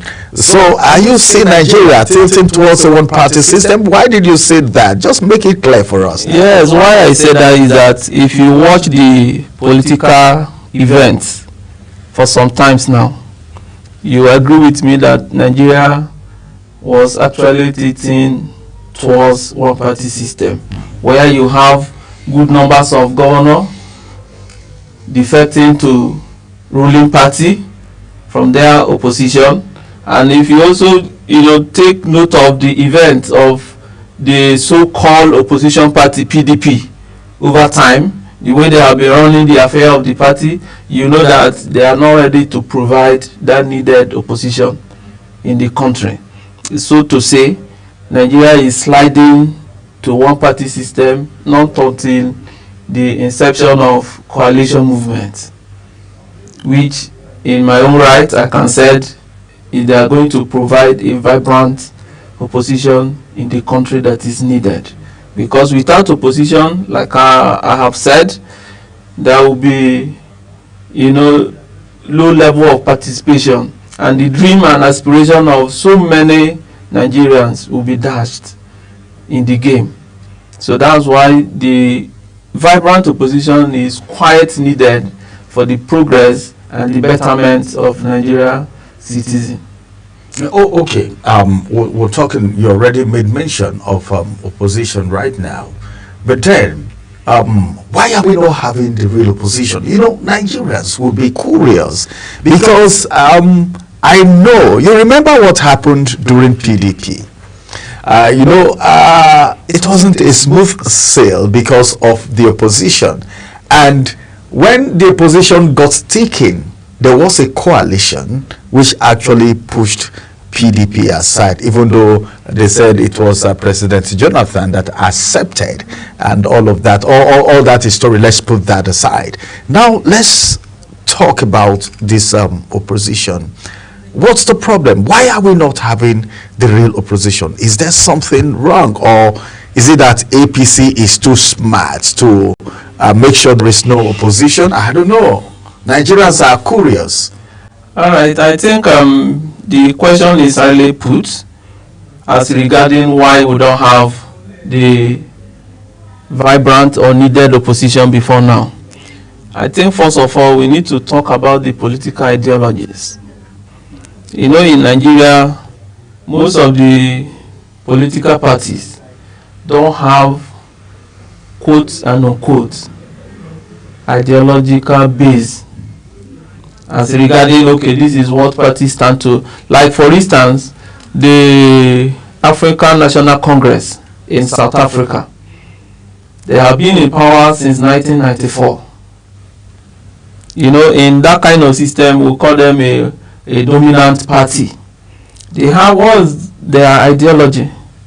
The ideology is to fight against racism, then ethnic exclusivism, and ethnic chauvinism.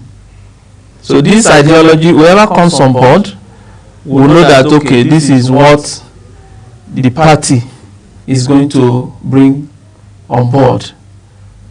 So with this now, they try to also strengthen the democracy in the party. Like in Nigeria here, most of these major political party, APC, PDP, Labour Party, more often times we had issue with how they run their internal affairs.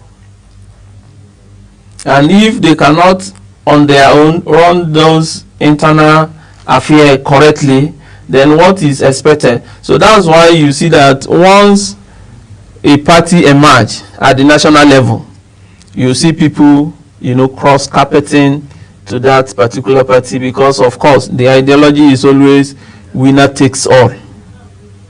So this particular ideology eroded the mentality of providing opposition.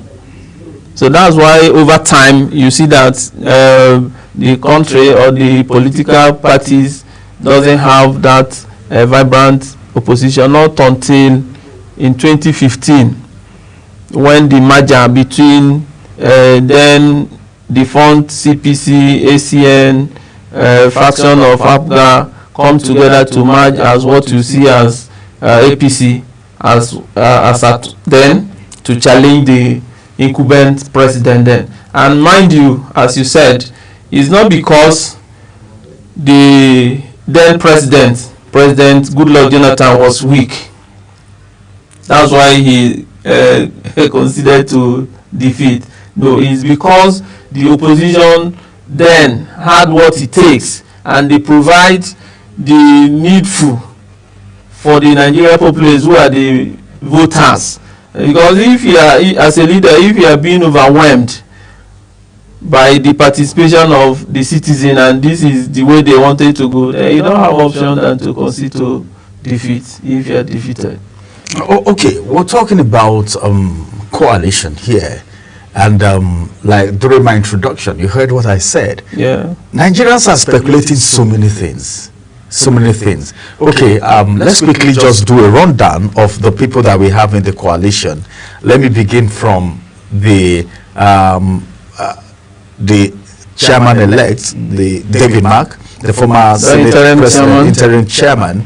Then you also talk about Aregbesola, interim secretary. Then you also talk about El-Rufai.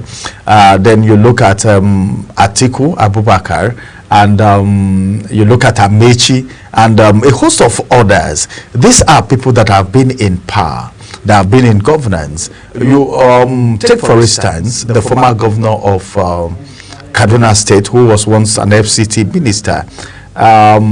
He was even appointed as a minister. He was selected among those that were selected, and he couldn't make it through the screening at the National Assembly, and he was not part of the people that took the bow.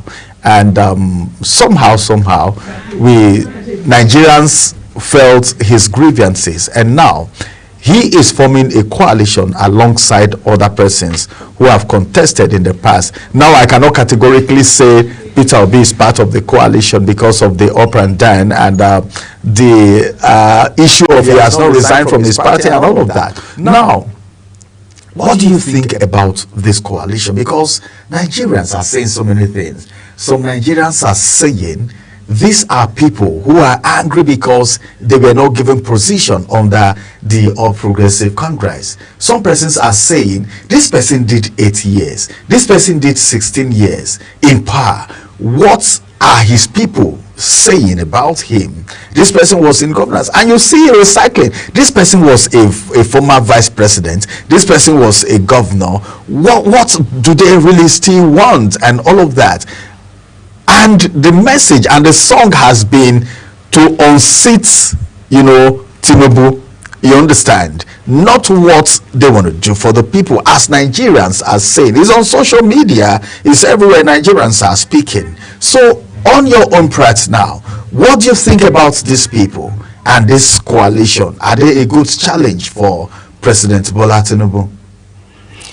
I think from my own perspective, those who are championing the cause of coalition as today, obviously they have been in power or in corridor of power at one point or the other. That also takes me back to the point that in Nigeria our political parties lack ideology. But that aside, you see, in politics, like I said earlier, in a heterogeneous society like Nigeria, where we have a very vast diverse of interests. People can come or form a political party to drive that their interest. So it is now behold on the citizen to now say, okay, this interest that this particular set of people are driving, does it worth our participation or not?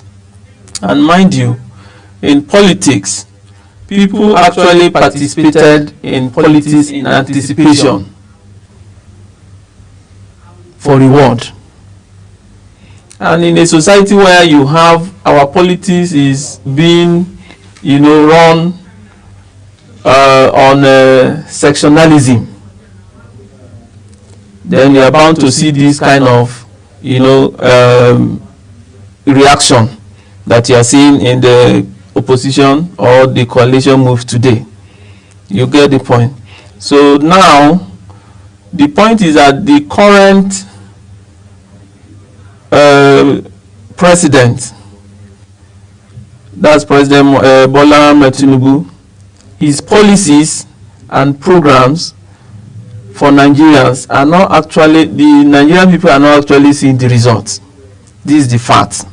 And this fact has to be established because, of course, most of the times, those in power, because they surrounded themselves with people and because of the way politics is being run, there are a lot of people who can, regard as sycophants that's around the corridor of power that refuses to tell the president the reality on ground.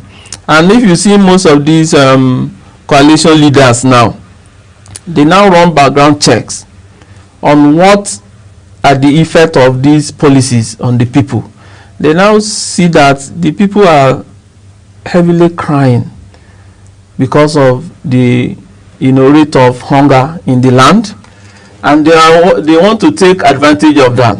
And mind you, if a political party have a kind of ideology, I may not actually agree with your personal ideology, but because we have a kind of unifying ideology that binds us together, then we can work together.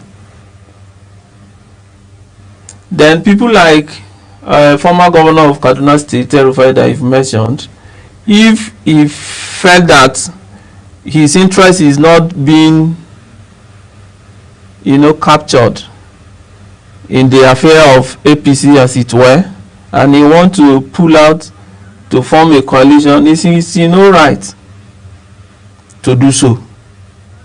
So what matters here now is that those of us who are like political onlookers or voters, so to say, it's now left to us to now say, oh, these El-Rufai grievances or grudges, does it worth it for us to support the movement or not? Vis-a-vis, if you check the current situation of things in the country, you understand. So most times, they have their own interest why they are doing what they are doing. You understand? And there is no way they can push that their interest without navigating around the current situation as in generally in the country, which is high inflation as a result of policies of this present government, then a high rate of hunger in the land, and of course, majority of people are going to listen to them, except the current government has something to counter that narrative. Okay, the coalition so far has not really addressed any economic issue, or everything has been political. Now, let's look at the coalition, because ADC is a party. Then we have people who run this party, and what Nigerians look at is the people that run the party, their antecedents.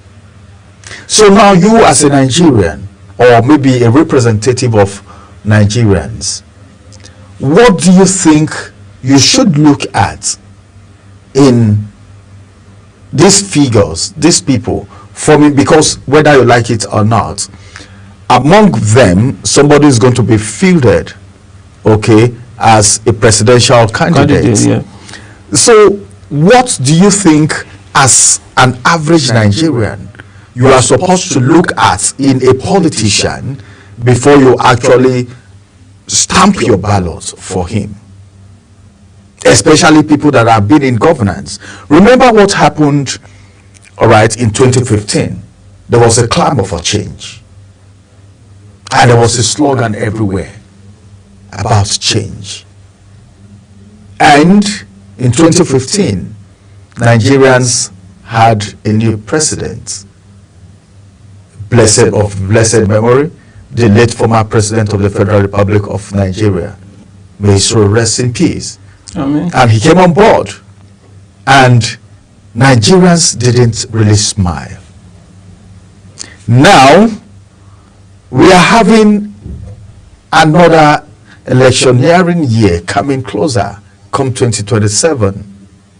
Some people are of the school of thought that Nigerians are now wiser than they used to be. I take you back to 2023. Nobody saw, whether you like it or not, there was a shaking in the political scene when Peter Obi came on board, because people were eager for a fresh blood, as the case may be.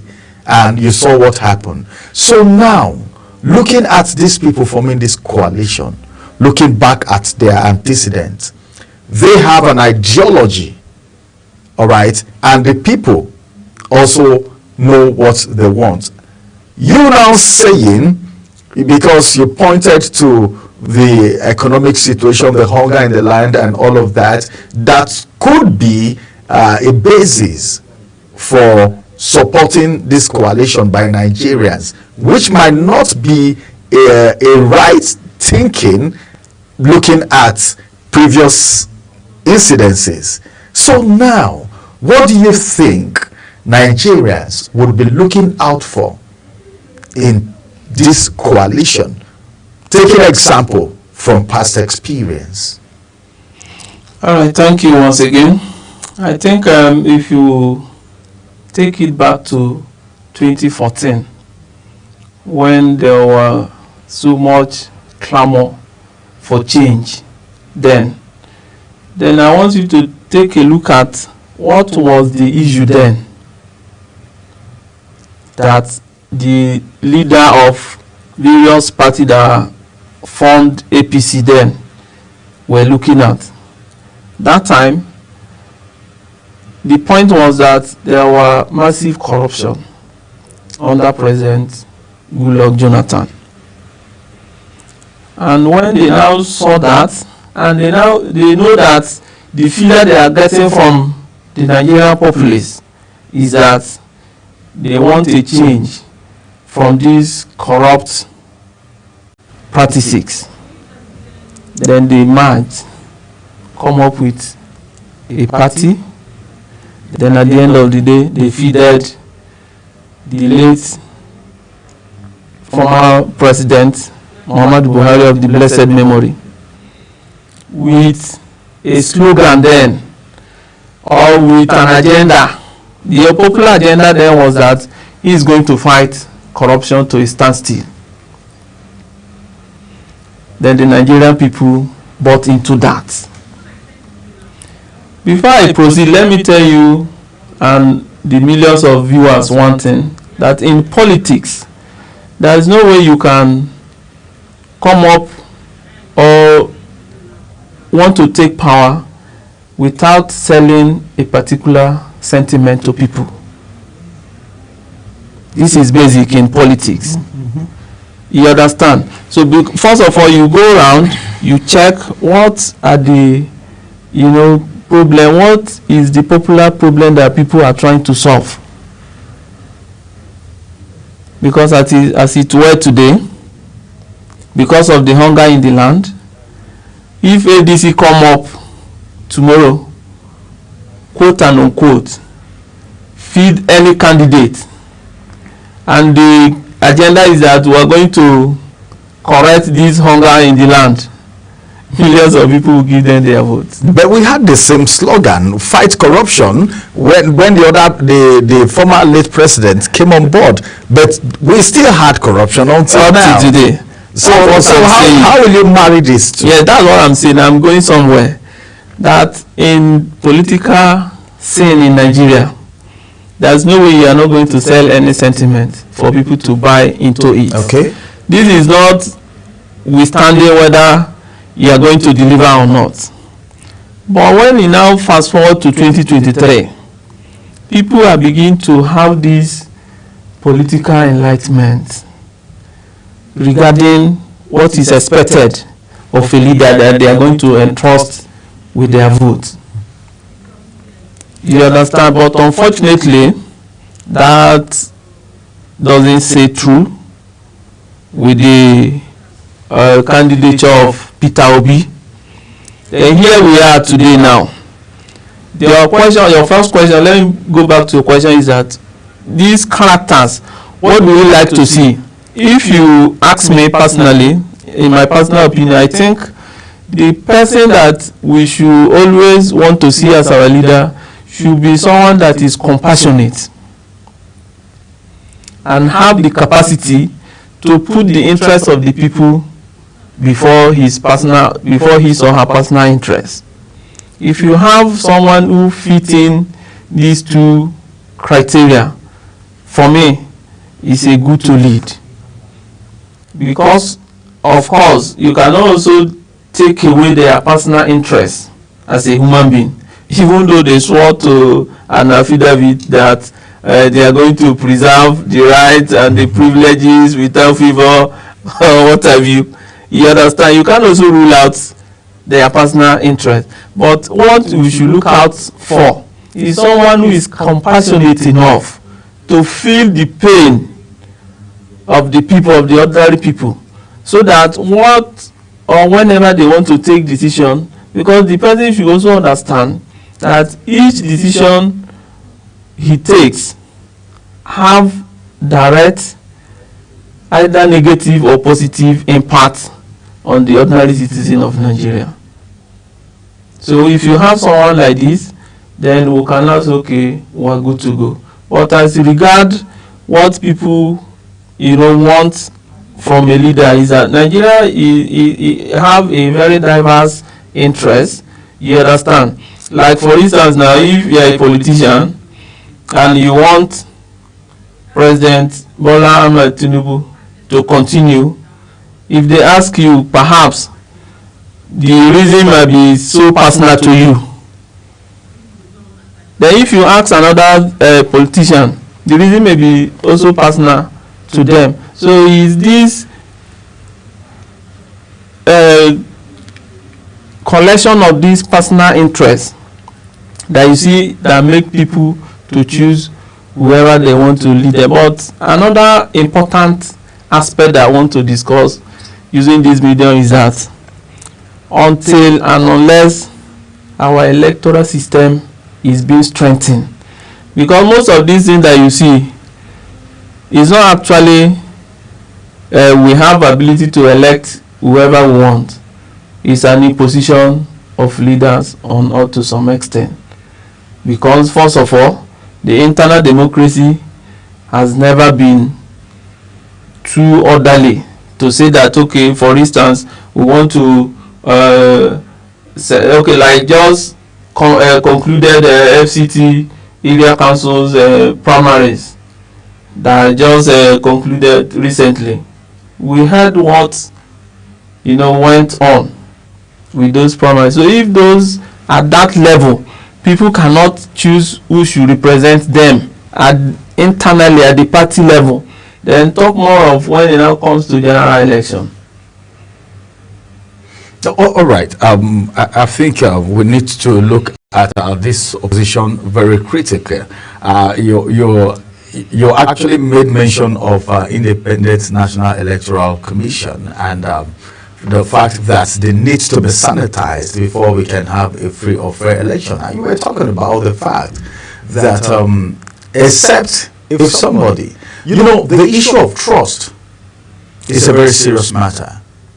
And Nigerians have a perspective. They have a straight line thinking about politicians.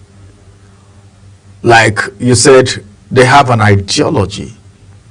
And from what you even said, that the politicians always have a USP, a unique selling point, what they sell to the people to gain their votes, which is more like marketing, sales. They spend so much so that they can recoup it back when they get into office and all of that. So, and that boils down to the issue of trust. I will still take you back to what these people, the antecedents of these people, because the reason why we're talking about this is because of the coalition. And one of the things that a lot of Nigerians want to lie on right now is coalition. In fact, before the coalition, some Nigerians were already proposing that they need a coalition. But the people forming the coalition, as at today, we are not sure if Peter Obi is fully in that coalition, looking at what is happening, even up till yesterday. All right. Now, you talked about somebody that has sympathy and all of that. Among those people, if you are in the position to pick someone, all right, who will you pick and why? I think I'm putting you on the hot seat, right? You're Nigerian.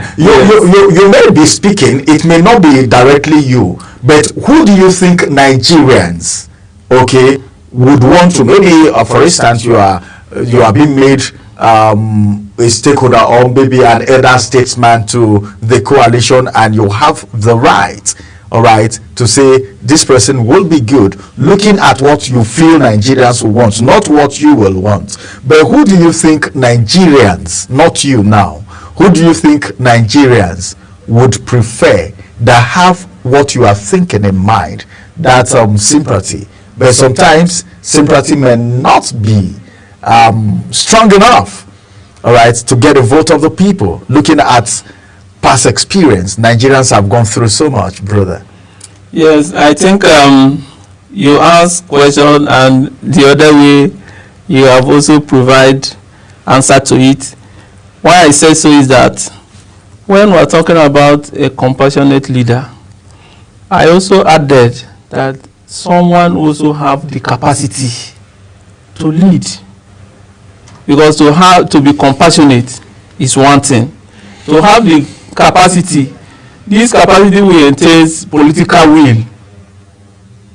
This capacity will also entail your personality. Then how people feel being around you is very important, because first of all, president is just one individual.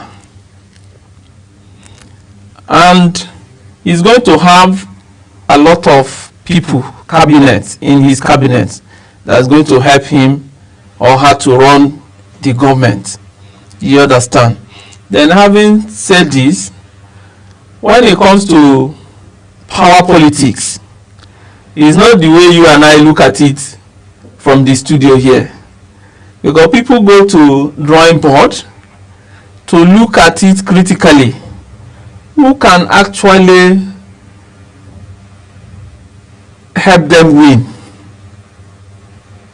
That's what actually happened in 2014 when the merger was successful. They now went to the table to say, okay, now we have successfully merged together as a political parties. But who do we feed now?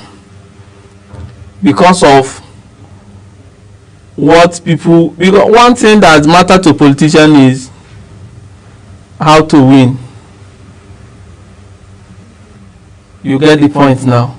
So when they now go, there is people that they always mandated with that, assignment to go to drawing board to say, okay, if I bring Peter Obi, for instance, and I bring so person to deputize him, is he going to sell a lot? Can that give us victory?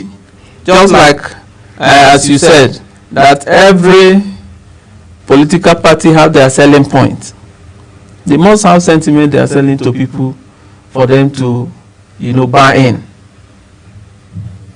You understand? So it's not right for me as a political commentator to now say, okay, this is what is fit for ADC. And of course, you agree with me that this is just a coalition. I think if you ask me, they are still on the talking stage.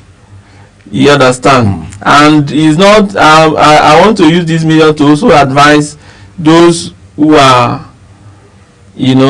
working this coalition to have patience for them to get a best from them for the Nigerians, because there is so much clamoring for a very vibrant opposition. They might not be able to unseat President Tinubu comes 2027 as the event will unfold, but at least they will have some good numbers of legislators at National Assembly, which a way can help to, there's what we call check and balances, can help them to, have a good check and balances on how the governance and how people can be governed in this country. Because if you look at this period, like you said from your first question, it's too early for us to start talking about 2027 if we are actually, seriously concerned about governance, not politicking. Because if you start, from my knowledge, I think people the ruling party APC started talking about endorsement of the President Bola Ahmed Tinubu for 2027 for about 2 or 3 months ago, when they had a stakeholder forum in Aso Villa here, the Northeast forum, like that. It's actually too early for them to start talking about 2027 when you have a lot of things on ground to actually do for the betterment of the people. Because it's an eyesore that the hunger in the land is actually very loud at this moment. But I know, of course, most of these policies that have been put in place will definitely take a little while before they start yielding positive results. But of course, like how long? That's the question. That's the question Nigeria. They even ask me. Yeah, they even ask me. So I need to ask you now. Nigeria so how long? So how long? And meanwhile, even while waiting, there should be palliatives to cushion the effect of those policies. Because if you take a look at during former President late Muhammadu Buhari, there are a lot of palliative measures that he put on ground, such as Empower program, school feeding program, market same school feeding program that had a lot of issues. Yes, of course, it had a lot of issues because people are refused to be held accountable, and that's another angle to governance in this country. When one person is feeling too big for the system, just like as you also have in this current administration, you understand, then people should be put into places that the institution should be empowered than individual. And that's what happened when you have a one-party dominant system. You understand, because that will relegate the supremacy of law to background, and instead you have supremacy of individual. All right, we are going to go on a break, but before we go on a break, let me ask you this question. From one administration to the other, there have been a repetition of one particular thing. During the time of Jonathan, there are things that Nigerians were not satisfied with. We even had instances where people carried coffee and they were protesting that Jonathan has to go, Jonathan should go. And jokingly on social media, some people were saying Jonathan said Nigerians were going to miss him. And exactly it happened during the emergence of APC. Now, the former president came on board, and people were like, all right, there was hunger too, and so many things, corruption, you know, a lot of cases here and there, you know, repatriation, so many things happened, you know, and Nigerians keep crying for a better government, you know, and this administration came in, and when this administration came in, there were policies, like you said, Nigerians are still waiting for when these policies will mature. Like you said, we are going by your word, as a matter of fact. There is this hunger, there is something, there is always a problem, all right, with every administration. Apart from the Republic, I could remember, I grew up to know Usoji, the money that was paid to civil servants also back then, and so many other things. We've had problem from one administration to the other, until now. How do you think we can profile solution? Because Nigeria is at a critical juncture right now as we speak. And the only hope that Nigerians are having right now is redemption. Nigerians don't know how it's going to happen, whether it's with the policies of this administration or the government that will come in place in 2027. Nobody knows yet. It is still a prayer, all right?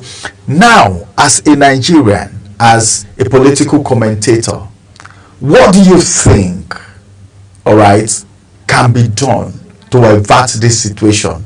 Do you see this coalition capable of redeeming Nigeria? This is another big question there. But first of all, I think what Nigerians need more or most now is active citizen participation in all form of politics or electioneering.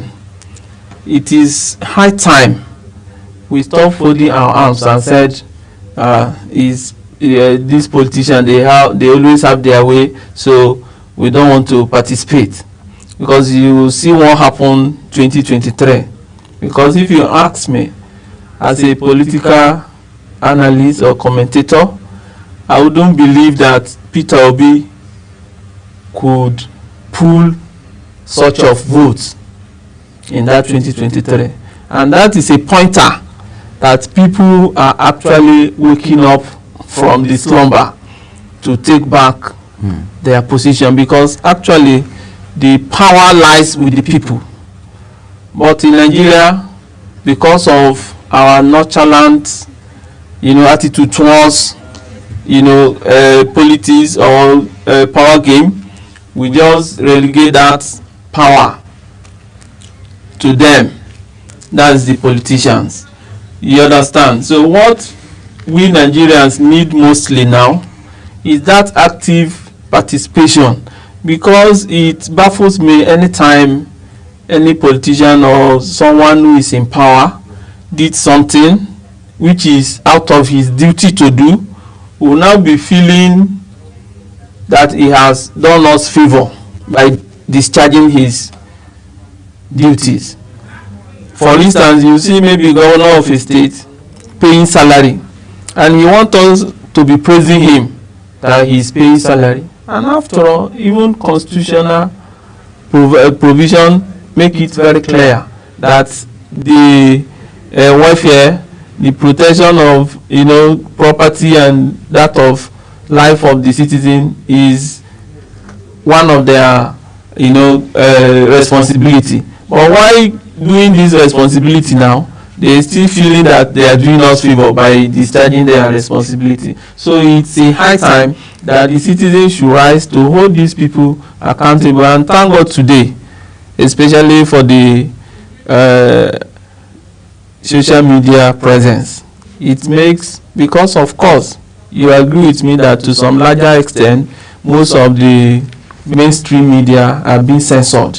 There are a lot of things that even talking to you in this studio I cannot say, if not MBS will serve you query after the program. You understand? But on social media, people have access to information, and we have seen the good effect of it on governance. So people should actually rise up to take, this issue of governance so serious that all of us will be actively participating in the politics.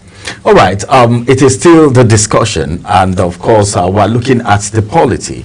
We will make way for social buzz. You just talked about social media, so as we before we return, the conversation continues, because there are so many vital areas that we need to touch. This concerns Nigerians. You talked about INEC. I'm coming back there, but before then, let's have a look at what is happening on the social media platforms, because we are always in touch with our viewers across all board, including the social media platform.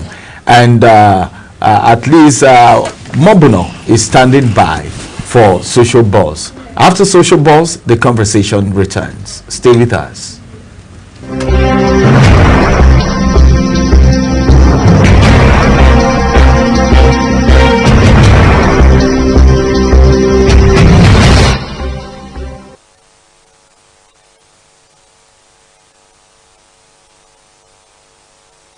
Good morning, the Global Morning crew, and good morning to you, my viewers. I am Ogochukwu Mobuno. What's buzzing today on the internet? Well, on the internet today, something happened on Tuesday where Senator Natasha was denied entry into the National Assembly.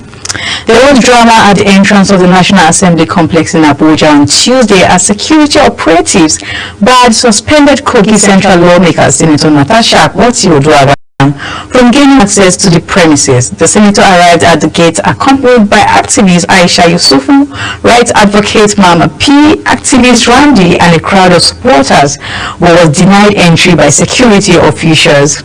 Yusufu, in a bid to intervene, confronted the officers stationed at the gate and challenged the order allegedly issued to block Natasha's entry. National Assembly is meant to be for everyone. Why are you stopping us? She said, and she went ahead to say, we're not abiding doesn't mean we are cowards, she said. The standoff quickly escalated as some supporters began chanting push while attempting to force their way in. Natasha supporters were later seen marching towards the complex. Speaking to journalists after being denied access to the Senate chambers, Akpoti-Oduaghan expressed deep frustration with the Senate leadership, especially given a recent court ruling in her favor.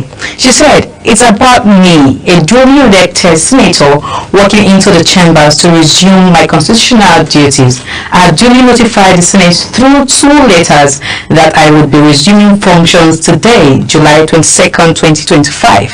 The senator raised 2 major concerns: the heavy police presence and the Senate's alleged defiance of a court order. The number of armed policemen we met outside, all were knitted with guns, charging at an unarmed female senator was shocking. We have people here, attractive Nigerians who witnessed this. The second thing is that the fact that the Senate under its leadership has decided to become lawbreakers by denying many entrants into the chambers to resume my duty," she said. Akpoti-Oduaghan also addressed what she called a deliberate attempt to misrepresent the court ruling in the media. Oh my God, we all saw that clip yesterday, but I'll be leaving you to see the short clip, how she was denied entry and she had to walk all the way to the Senate chambers. Please, let's take a look at this video.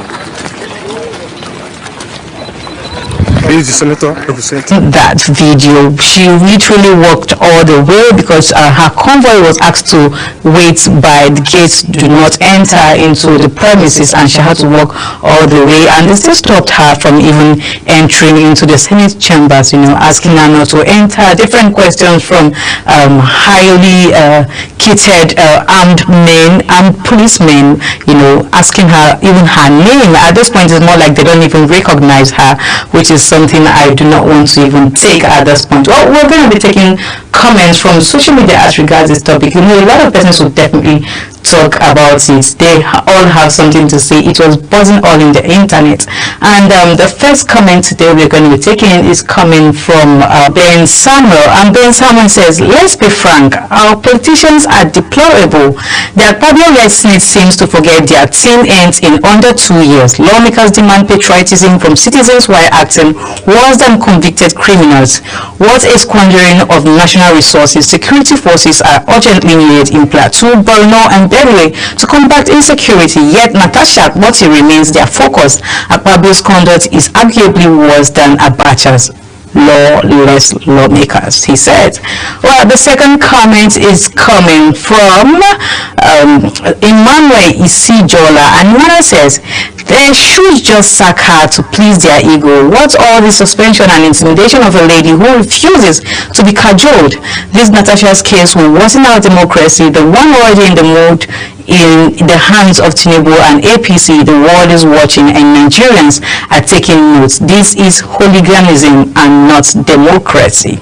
Well, we're going to the last but not the least comment today, and that's coming from Professor I.N. Kane, PhD, DBS, DBA, and it says, Federal High Court ruling July 4, 2025, the Federal High Court in Abuja, presided over by Justice Binta Iyaku, declared her 6-month suspension unlawful and unconstitutional.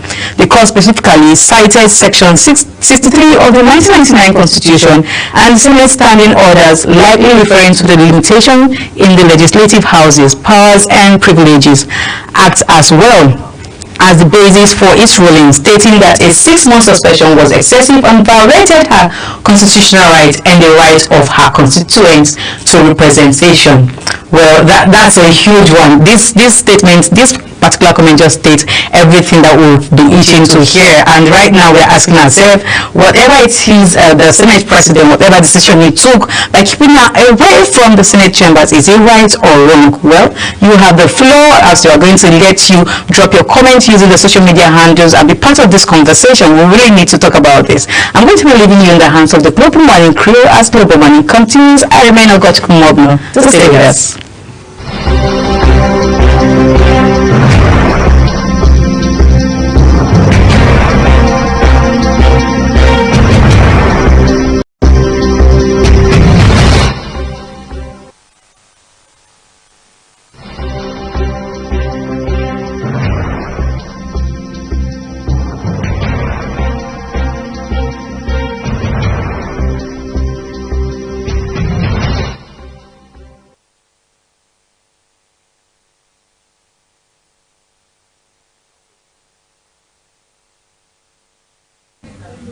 Well, like I was saying this morning when we got started, I said you can't finish talking about the issue between Natasha and the Senate President. My guest in the studio earlier had mentioned the fact that there is need for sanity in the Independent National Electoral Commission for us to have a free and fair election in Nigeria, because Nigerians are crying. Now we have a senator who is democratically elected, and now there are issues between her and the Senate President which has been lingering. Court has come in, even though some persons are saying most of the elections that were held in 2023, majority ended in court. And at a point Nigerians were saying, are we now the ones who decide who rule us, or the court decides for us? And I've interviewed some judicial officers who said, well, if a case is brought before them, they use their evidences, what they have, that they don't manufacture judgment, but it's based on what they have. That's, by the way, I'm not saying the judiciary are doing the role of playing the role of the electorate. That's not what I'm saying. I'm just trying to voice out what Nigerians are saying.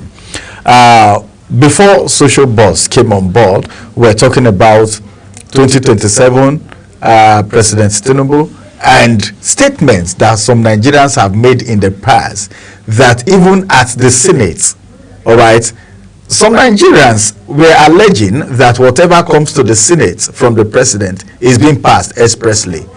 All right. And we've seen people, you know, you made one very valid statement, but I want to draw your attention to something now. When you talked about the fact that even if the coalition of ADC doesn't win the presidency, they may succeed in winning some constituencies and have their lawmakers at the National Assembly. You said it while we were speaking. Now, I want to draw your attention to the fact that the same thing happened with Labour Party. Now we're having defection. The same people are defecting. Some of them are defecting to the ruling party. We have someone like Natasha that we're talking about now. You know her party. She won. But now look at issues. Her constituency is suffering right now.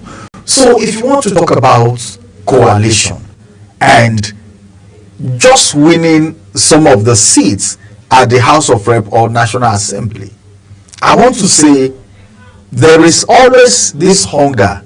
You said, is it the winner gets it all or something, which has resulted to people defecting because they have their own personal ideology, reasons why they went into that power.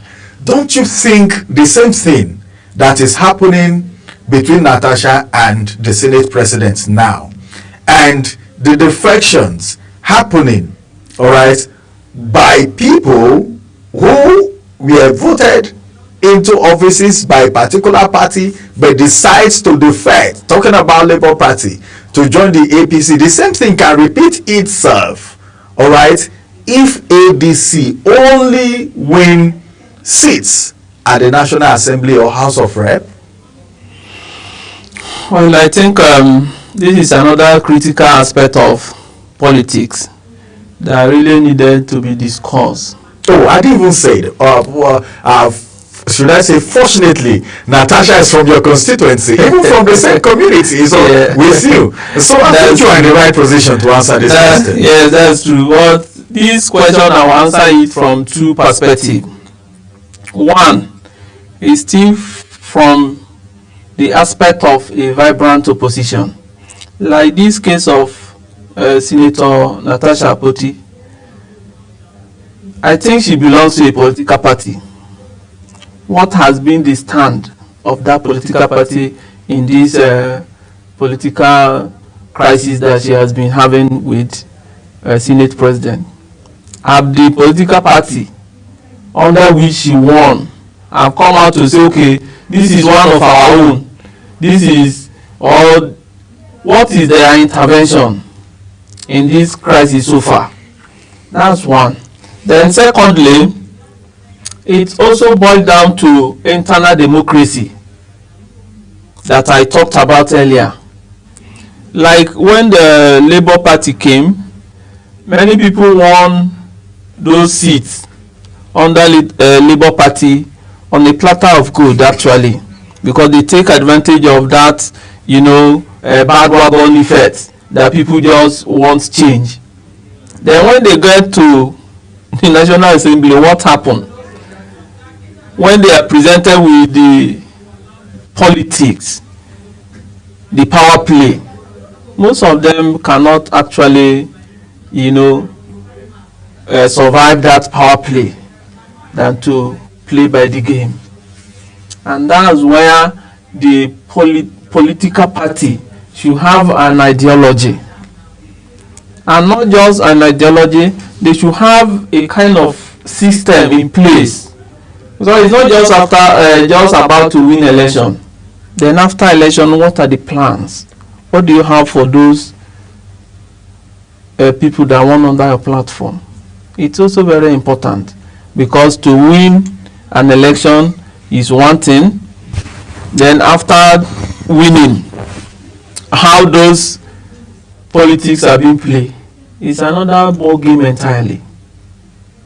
It's very unfortunate that we've been seeing this Natasha, Senator Natasha and Senator Akpabio saga and unresolved up to this moment. Because Natasha's party is the People's Democratic Party. Yeah, but the People's Democratic Party, they just settled. So they were even having problems. They had problems, so they cannot even look at somebody else's. Yeah, problem. that's why I talked about political party ideology and, of course, a vibrant opposition. Because if, for instance now, Senator Natasha Apoti belongs to a vibrant opposition party, it shouldn't be her fight all alone. All right. I think we can't continue because of our time. I would have loved to ask, but then, in just 1 minute, do you see this whole thing? Is it affecting the coalition thing? Is it in any way challenging the president? Are they capable of challenging the president right now, the administration of Bola Ahmed Tinubu? Are they capable? Are they a threat? Let me use that word. I think, as for me, this coalition, even before the formation, is a threat. All right. Well, that's going to be the size of the discussion for this morning. We've been able to look at politics and, of course, the coalition challenging the administration of Bola Ahmed Tinubu, looking at the current situation. Well, let's go to a quick break. After this break, the Global Morning crew will be back to bring Global Morning to a close. Many thanks for joining us on the program this beautiful day, Mr. Musa Hakim. Thank you for having me, and it's a pleasure. Pleasure's mine. All right, we'll return for the conclusion of Global Morning after this break. Stay with us.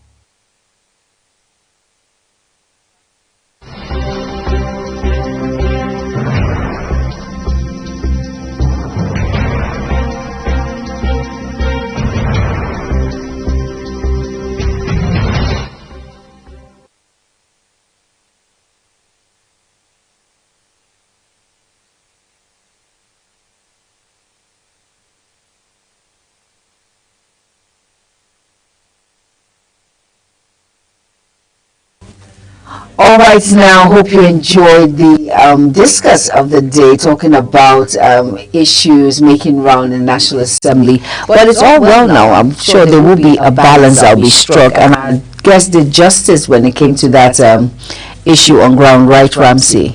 Yes, well, we actually looked at the coalition and other things happening in the policy, the integrity and the antecedents of the people forming the coalition. Yes. And for the fact that Nigerians are wiser than they used to be.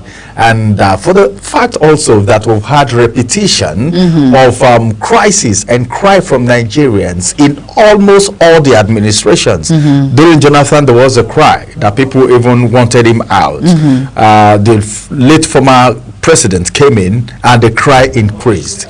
Now we have this administration and there is a slogan already. You know, so it's from one administration to the other. So we are thinking of what is going to make the next administration different. Exactly. And of course, the people forming the coalition, how is their antecedents? And will they be able to take Nigerians out of what they say they are facing right now? I don't want to say anything, but they say they are. They say, all right, quote and unquote. All right, but out about this sport, talking about, like I said, everything encompassed, from social buzz, talking about Natasha Akoti and having access into the National Assembly. But all of that, these are the major happenings making round right now in Abuja. But hope they will find a balance when it comes to issues like this. But at the same time, this is where we draw the curtain on Global Morning.